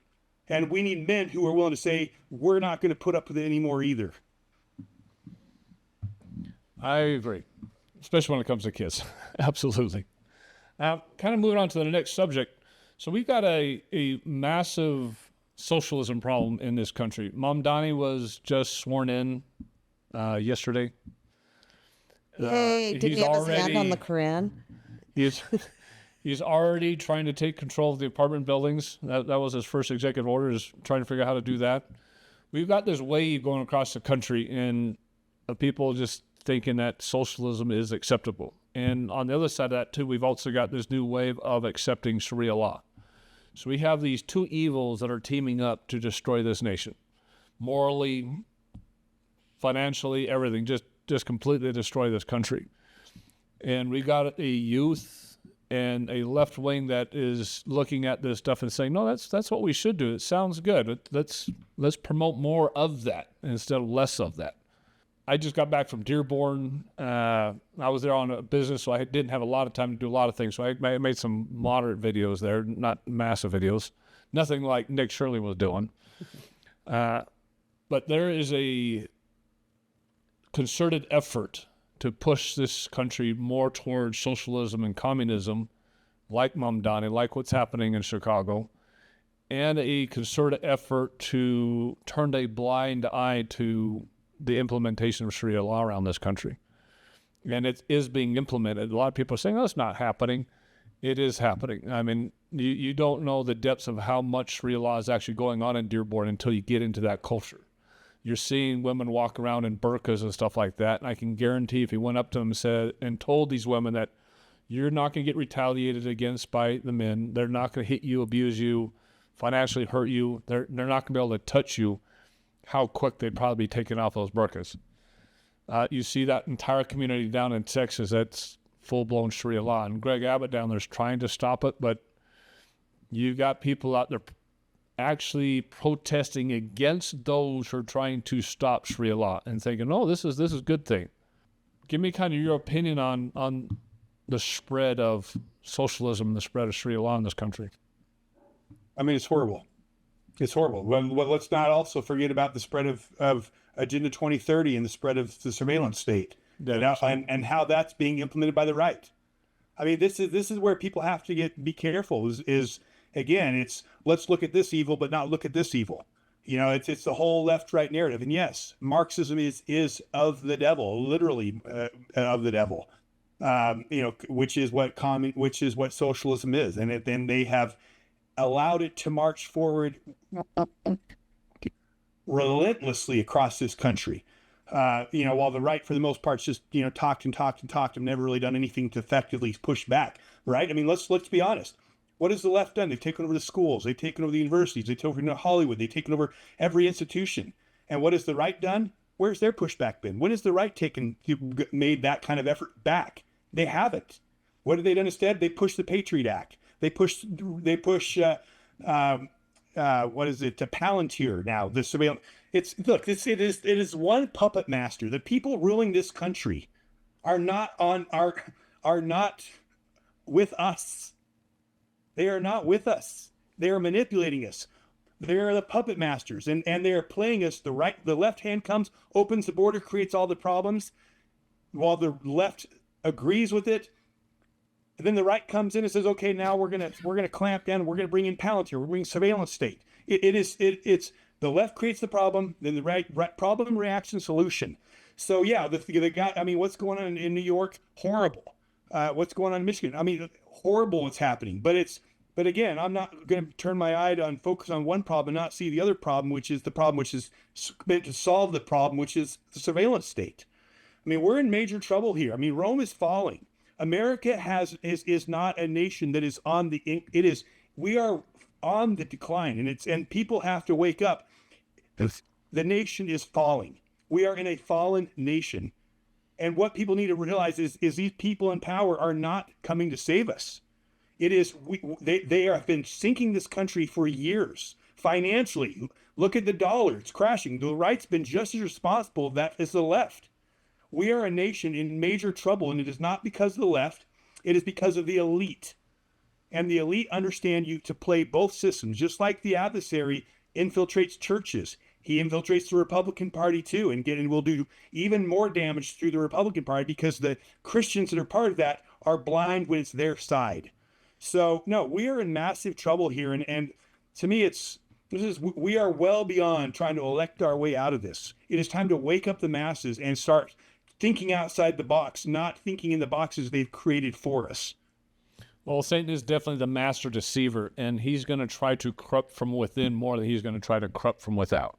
Oh, we got rough times coming. Yeah, Biblical times coming. He's always said it's the small little strings, it's the small little chains that wrap around you and pull you slowly and gradually down to hell. It's not these big major decisions. And we look at the left and we can see the corruption over there. We can see that abortion is wrong. We see that big government's wrong. We can see that socialism is wrong. We see all these big topics that are wrong, obviously, for those of us who are Christian and conservative.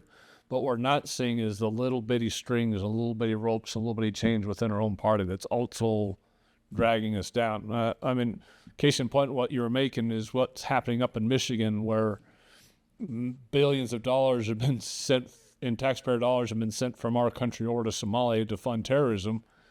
But then there's a reaction to that is way too far, where, like you're saying, it's surveillance state, where they're almost trying to implement a social status number similar to what they're doing in China, to kind of regulate, well, are you putting money where you're supposed to be putting it? And people demand justice, and they demand people to suffer for those crimes and be called to the floor on those crimes. And then they want to put these massive programs in place to impede that from ever happening again. And then that's where the problems arise, because just like Bush used for the Iraq War and the Afghanistan War, where they created the Patriot Act, people were so much in arms against what happened with the Twin Towers that they went too far right and said, well, let's implement the Patriot Act. And now they've been able to use these FISA courts and everything else to spy on Trump, to spy on Republican parties. They've been able to use these courts with the January 6ers and trying to put them into prison. They're even getting so far as to start trying to prosecute normal parents for going to school board meetings and trying to vote against LGBTQ stuff that's going into our school boards and other things. And that surveillance state where they're trying to overreact to something, and they're purposely trying to overreact to something because they want the power, that's going to cause a problem on the opposite side. And those of us who are the people are going to get stuck in the middle between the socialism and Sharia law on the right and those who just want to have or on the left, and those who want absolute control on the right. And we're going to have people that stand up and call that out and make sure that our side, at least our side of the aisle, are staying within the bounds that the Lord has set, right? Staying within those bounds. And that's going to be the hard part, is trying to keep that within those bounds, because men are corruptible. We're not perfect. Even the people we put into office are not going to be perfect. Trump isn't perfect, and we weren't looking for a perfect person when we put him in office, but we were looking for a fighter, someone who would hold people's hands and feet to the fire and start implementing some rules and laws that started fixing all this. And you're looking at what he's doing with deportations, and everybody's like, well, he's taking it too far. He's taking it too far. But what we're trying to say here on the right is, yes, it's not fair. It's a hard thing to see all these people being deported who've been here for so long. But the one fear that we have that's even greater than that is to have an entire population that should not be here in the first place, who is not assimilated, who do not understand capitalism, who do not understand freedoms, that all they've ever known or were raised with was dictators and socialism, coming here and figuring out how to vote. We look at reports coming out of Michigan, and I also saw a meeting out of I think it was out of California, where Gavin Newsom as well as Waltz, and Waltz actually signed this in. He says, we cannot give out driver's licenses fast enough. Literally his words in his speech when he signed the law says, we cannot give out driver's licenses fast enough. And he approving that he was actually doing a good thing for the populace. And the Congresswoman brought this up in the state Congress and says, this is what you said, is we cannot give out driver's licenses fast enough.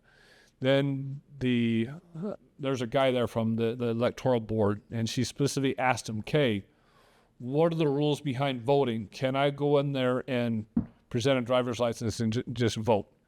He tried to hammer and haw around the bush a little bit and say, well, they're supposed to sign an affidavit that they're a U.S. citizen, all this kind of stuff. And she called him on the floor with that and say, "I don't care about the affidavit. Everybody can lie.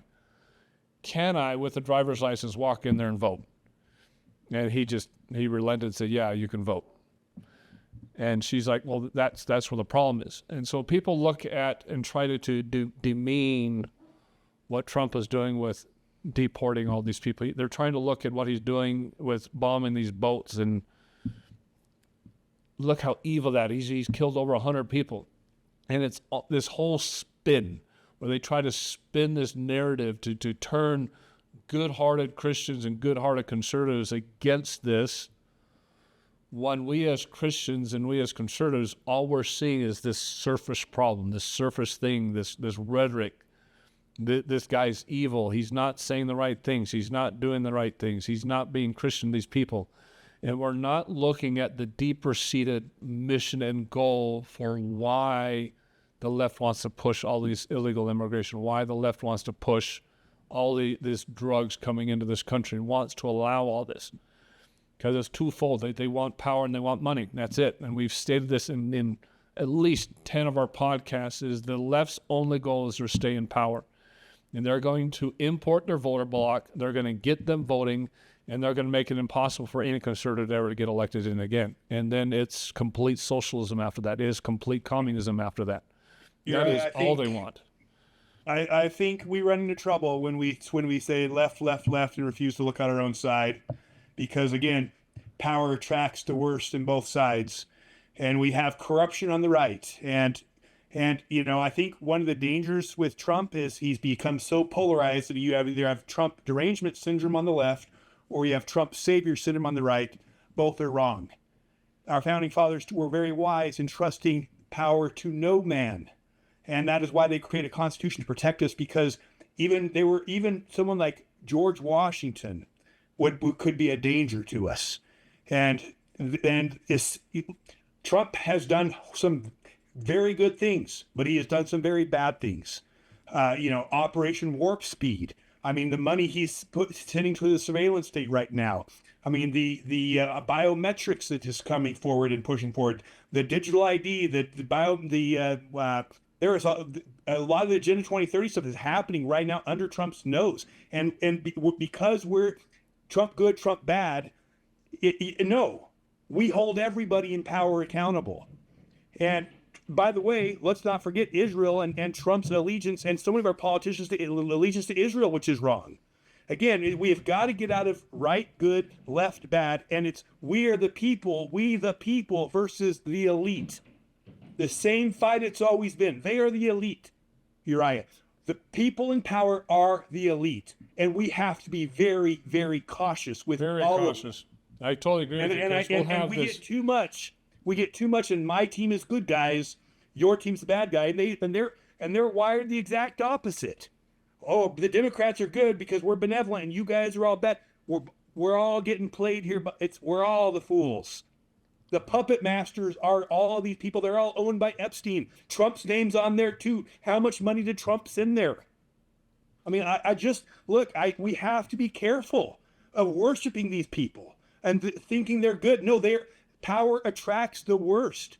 And just because they have the medium, because they say what we want, what we think they should say, we cannot be manipulated by people in power. We have to be very careful.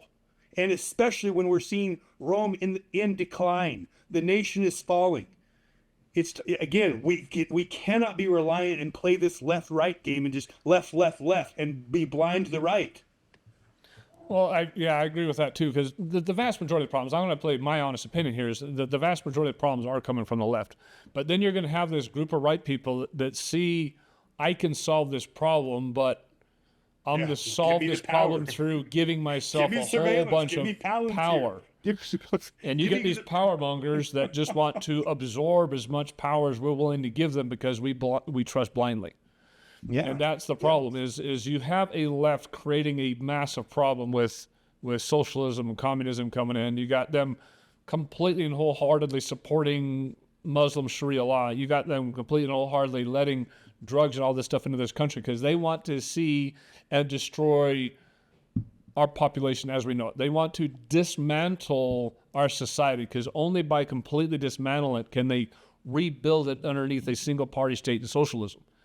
So you have all these massive, massive problems. I mean, massive problems coming in from the left. Then you have the right coming over and saying, okay, we're going to fix all these problems. We can put all these problems under control.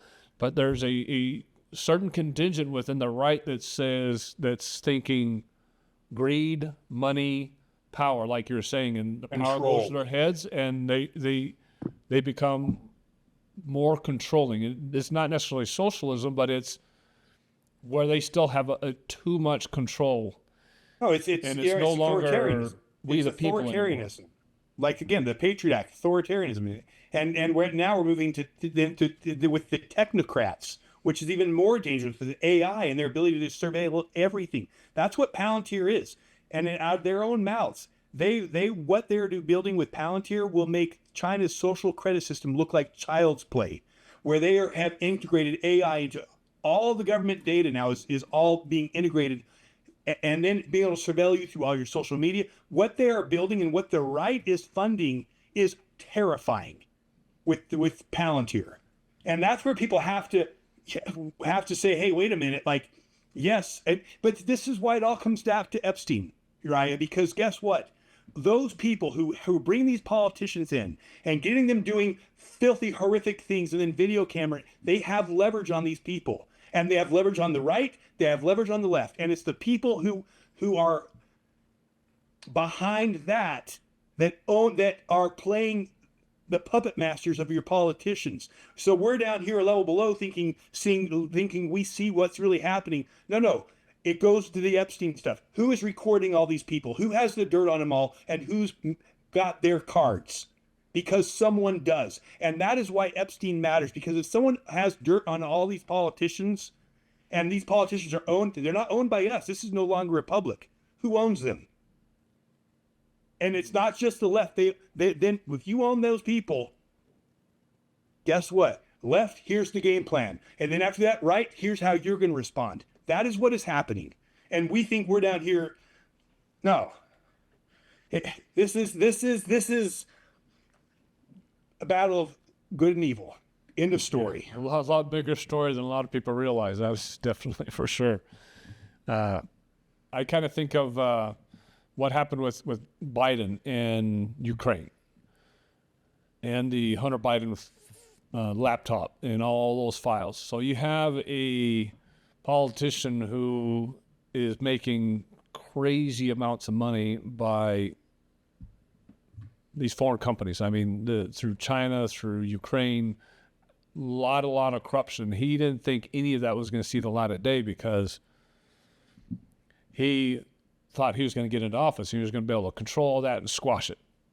So we did a podcast before that where the owner of Overstock came out with a video and says, look, there are some puppeteers out there that were pushing Hillary back when Trump was running against Hillary. And they had certain dirt on her that they were going to control her, and says, don't worry about Hillary. We're going to have everything. We're going to control everything. And this is coming from the owner of Overstock's own mouth. And he says, I was put on a sting to specifically blackmail Hillary Clinton. And then I got out of it because I realized what they were doing. And I said, no, I'm not going to be a part of this. But he says they literally had a sting put together to where they could have Hillary Clinton in their back pocket. And they thought that she was going to win.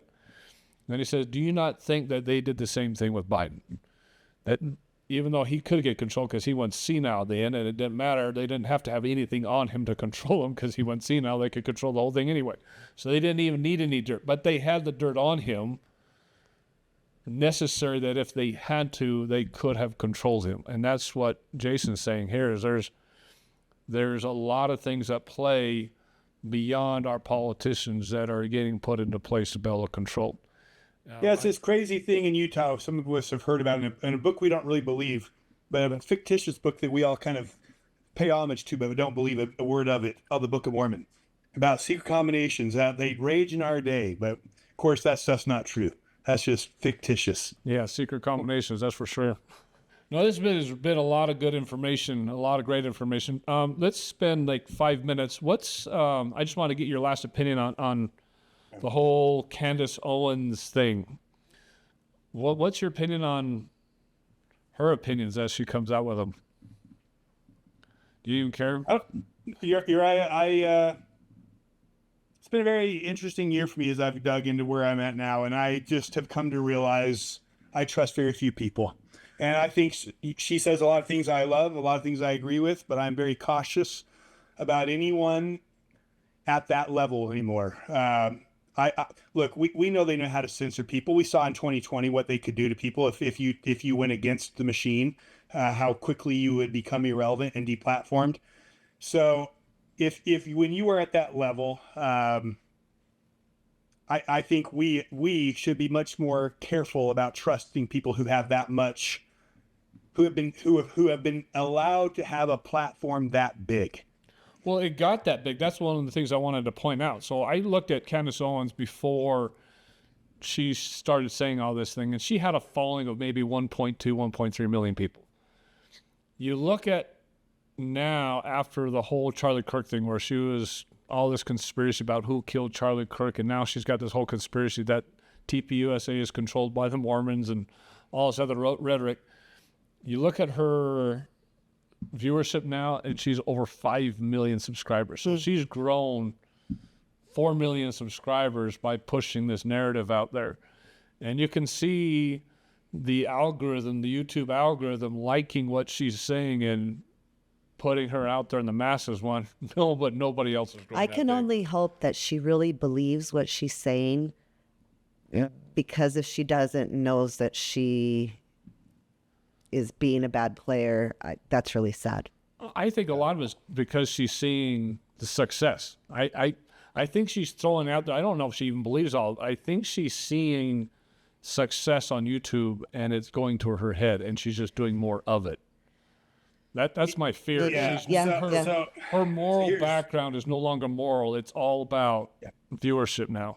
Here's where I stand, Uriah. I don't have a lot of time in my life, and I put my time where I can make a difference, and where I know I need to fight, and where I know it needs to be fought is exposing the trafficking in my backyard, the kids, protecting the children that are being tortured and mutilated in my backyard, stopping the corruption of my state that is turning into the global test state for all these globalist agendas.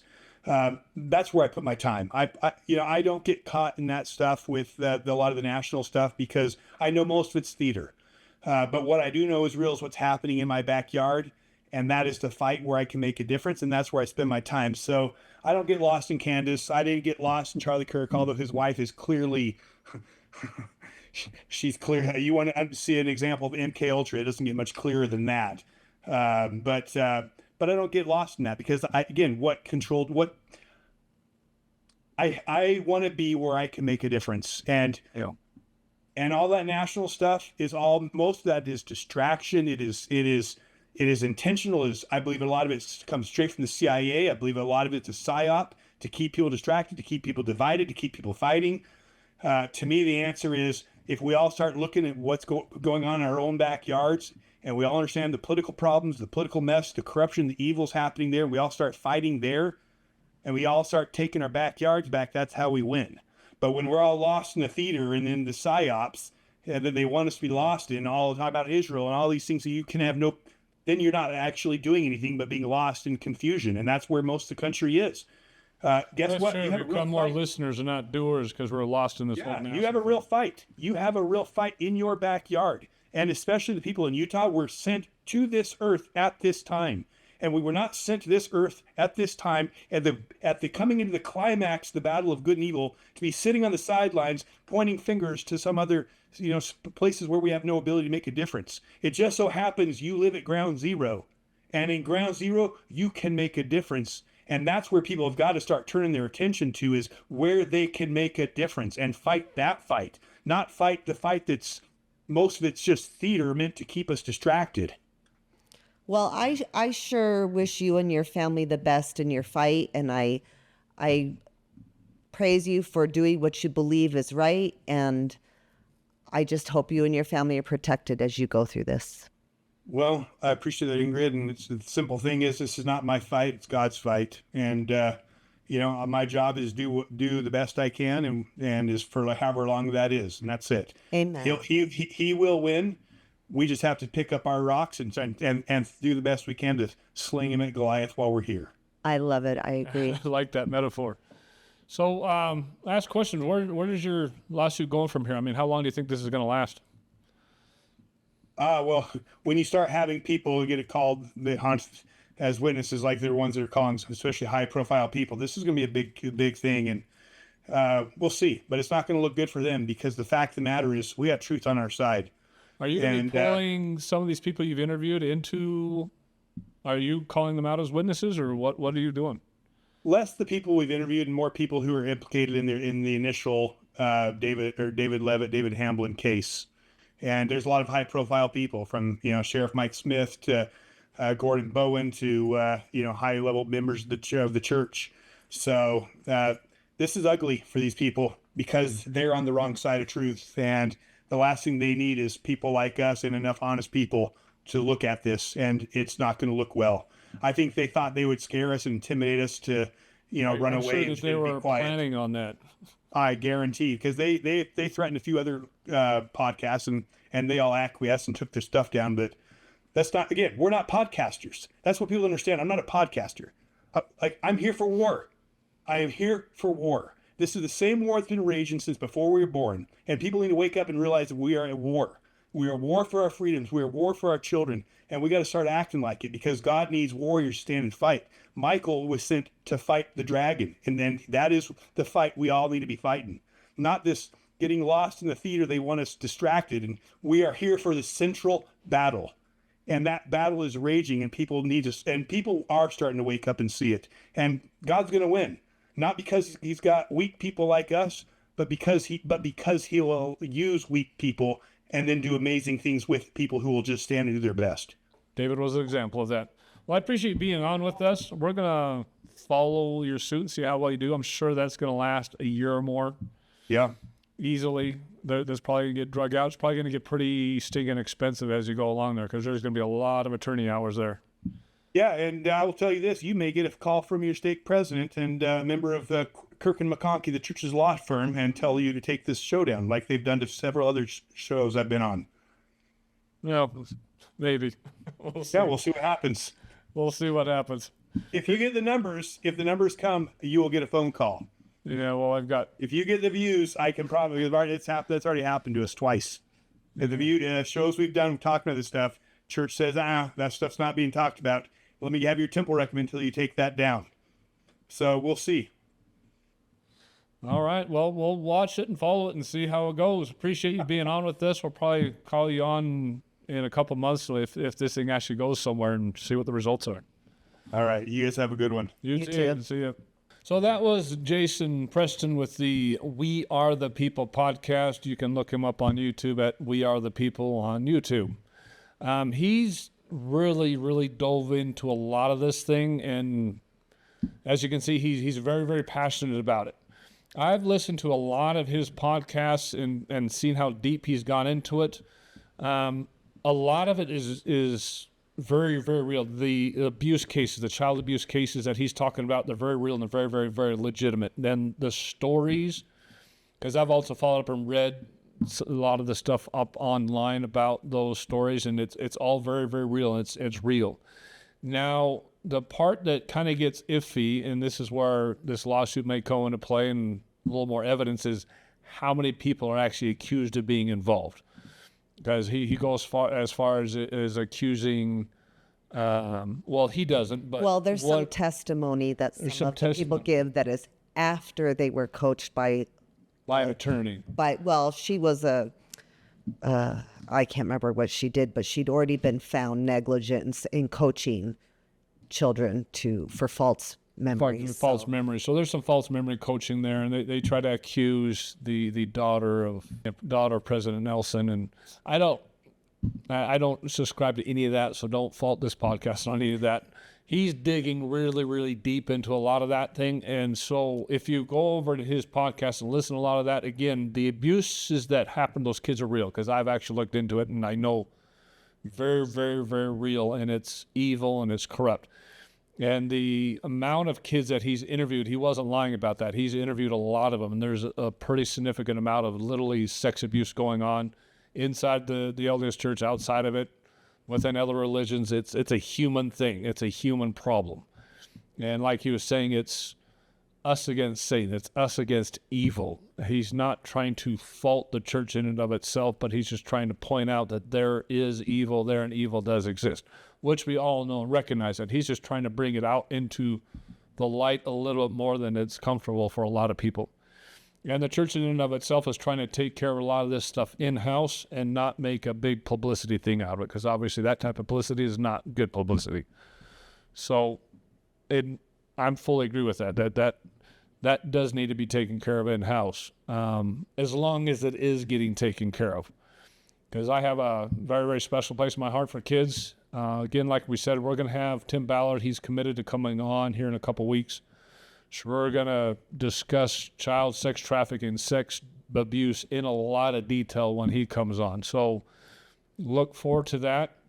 What we're trying to accomplish here in this podcast is just trying to get the word out that we need to start paying attention. We need to start paying attention. The SB 54 law created a pretty significant amount of corruption within our government, within the Utah state government. There's a lot of really, really good men and women in those offices, and he's trying to blame all of them. We've interviewed a lot of them in person, and I know a lot of good-hearted people. I mean, we've had Trevor Lee on, we've had Carrie Ann Lisenby on. Tara Auxier, I know many great lawmakers and great senators. lawmakers. We just had Dan McKay on. Just a tremendous man. I wish his video would have gone a little bit more viewership than what it has on there, but just a great man. There's a really, really lot of good people up in our legislature right now. Oh, and Burgess. But there's some of them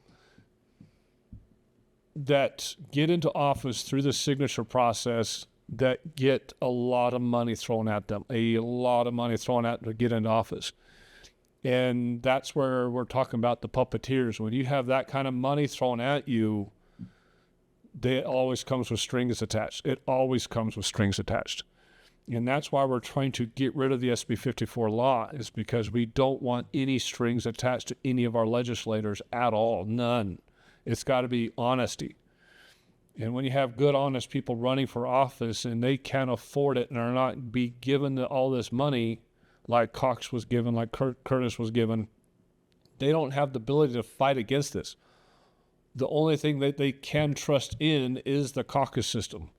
Going and talking to delegates and saying, this is what I'm going to vote for, this is what I stand for, these are my morals and values.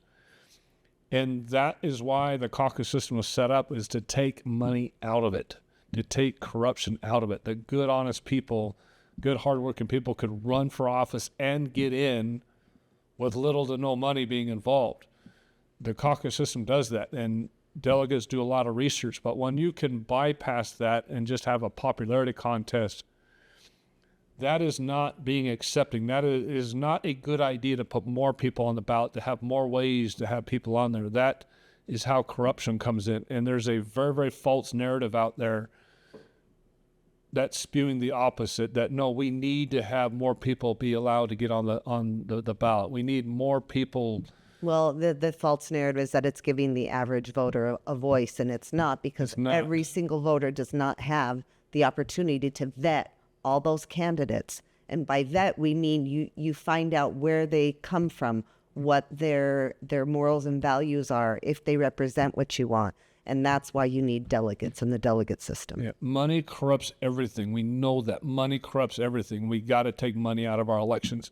And as long as SB 54 is in place, it's corrupt. It's very, very corrupt. He wasn't lying about how corrupt a lot of this is, because there's way, way too much money, outside money, coming in and getting a lot of these people in office. Now, I know for a fact a lot of these people get into office with great intentions, and a lot of them are probably good-hearted people, but just because you're good-hearted people and come into office with a great intentions doesn't mean that you could be skewed to one side because of the money and start voting a certain way because of the money.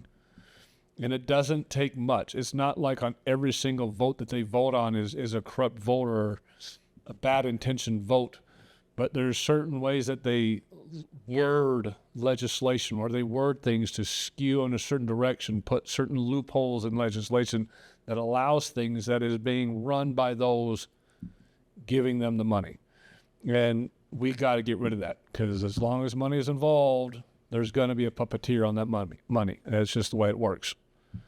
But in order to get rid of SB 54, it's going to take us as the populace. It's going to take a lot of us. Like I said, we live in a 3 million population state, and it's going to take close to 2 million of us to have the solid convictions that knowing that we need to get rid of SB 54. Because if we don't have that quantity of people, we're not going to get the senators in office that are going to vote against it, and we're definitely not going to get a governor in office that's going to vote against it. Because if SB 54, a legislation went to the Senate floor right now to appeal and get rid of SB 54, it would be a landslide victory against it. That's how bad it is in our Senate.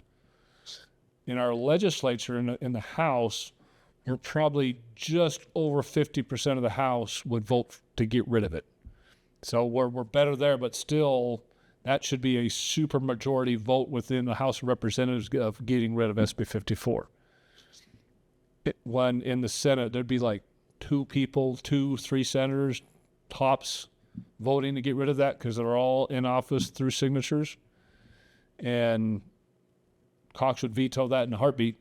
That would never get repealed with Cox. So like he was saying, it takes us, the people, become educated, become knowledgeable, and to take the caucus system seriously, understand that is how we get rid of corruption. And there's just not enough of us Utahns that understand that. There's just not enough of us. We had a lot of good topics today. Obviously, he goes deep into cults and trafficking and stuff like that, and getting into that cult mentality where the blinders go on and you just kind of go with the flow. And whether it's through religion or through politics, we got to take the blinders off. You can't just go with the flow with whatever's popular. That's how we get ourselves into a mess. And his last podcast with Lindsay talks about just getting those blinders on and just going with the popularity contest, which is how Mitt Romney got into office, was just that popularity contest. Anyway, I could go on forever about this. Do you have any comments? No, we look forward to you sharing these episodes. We need to get the word out there. You do matter. Your voice does count. And we look forward to seeing you again next week. Yep, this is God and Country. Again, like, subscribe, and share. Because as we've always said, massive YouTube suppression. It is uncanny how much it is.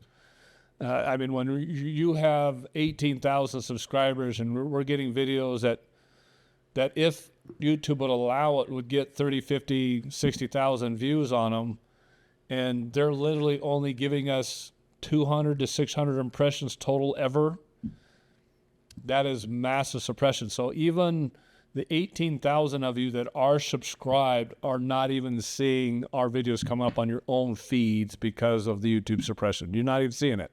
So if you're not actively going out and looking for the God and Country podcast, you're probably just not even seeing it on your feed, which is a suppression.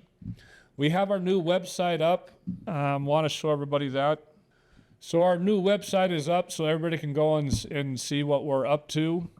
There is a page on our website that is donate. If you want to donate to our cause, we would love to help get the word out, because anything that is donated is going to go towards getting our podcast out, advertising it out there, and getting ourselves out there a little bit more, so we could use that as much as possible.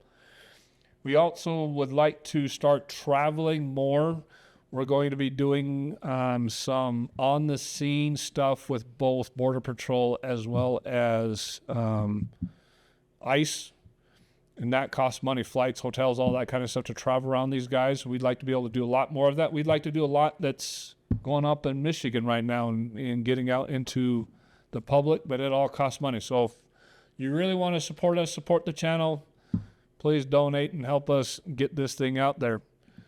Again, see you next week. Look forward to the ICE podcast and the Border Patrol podcast. And Tim Ballard. We'll see you guys next week.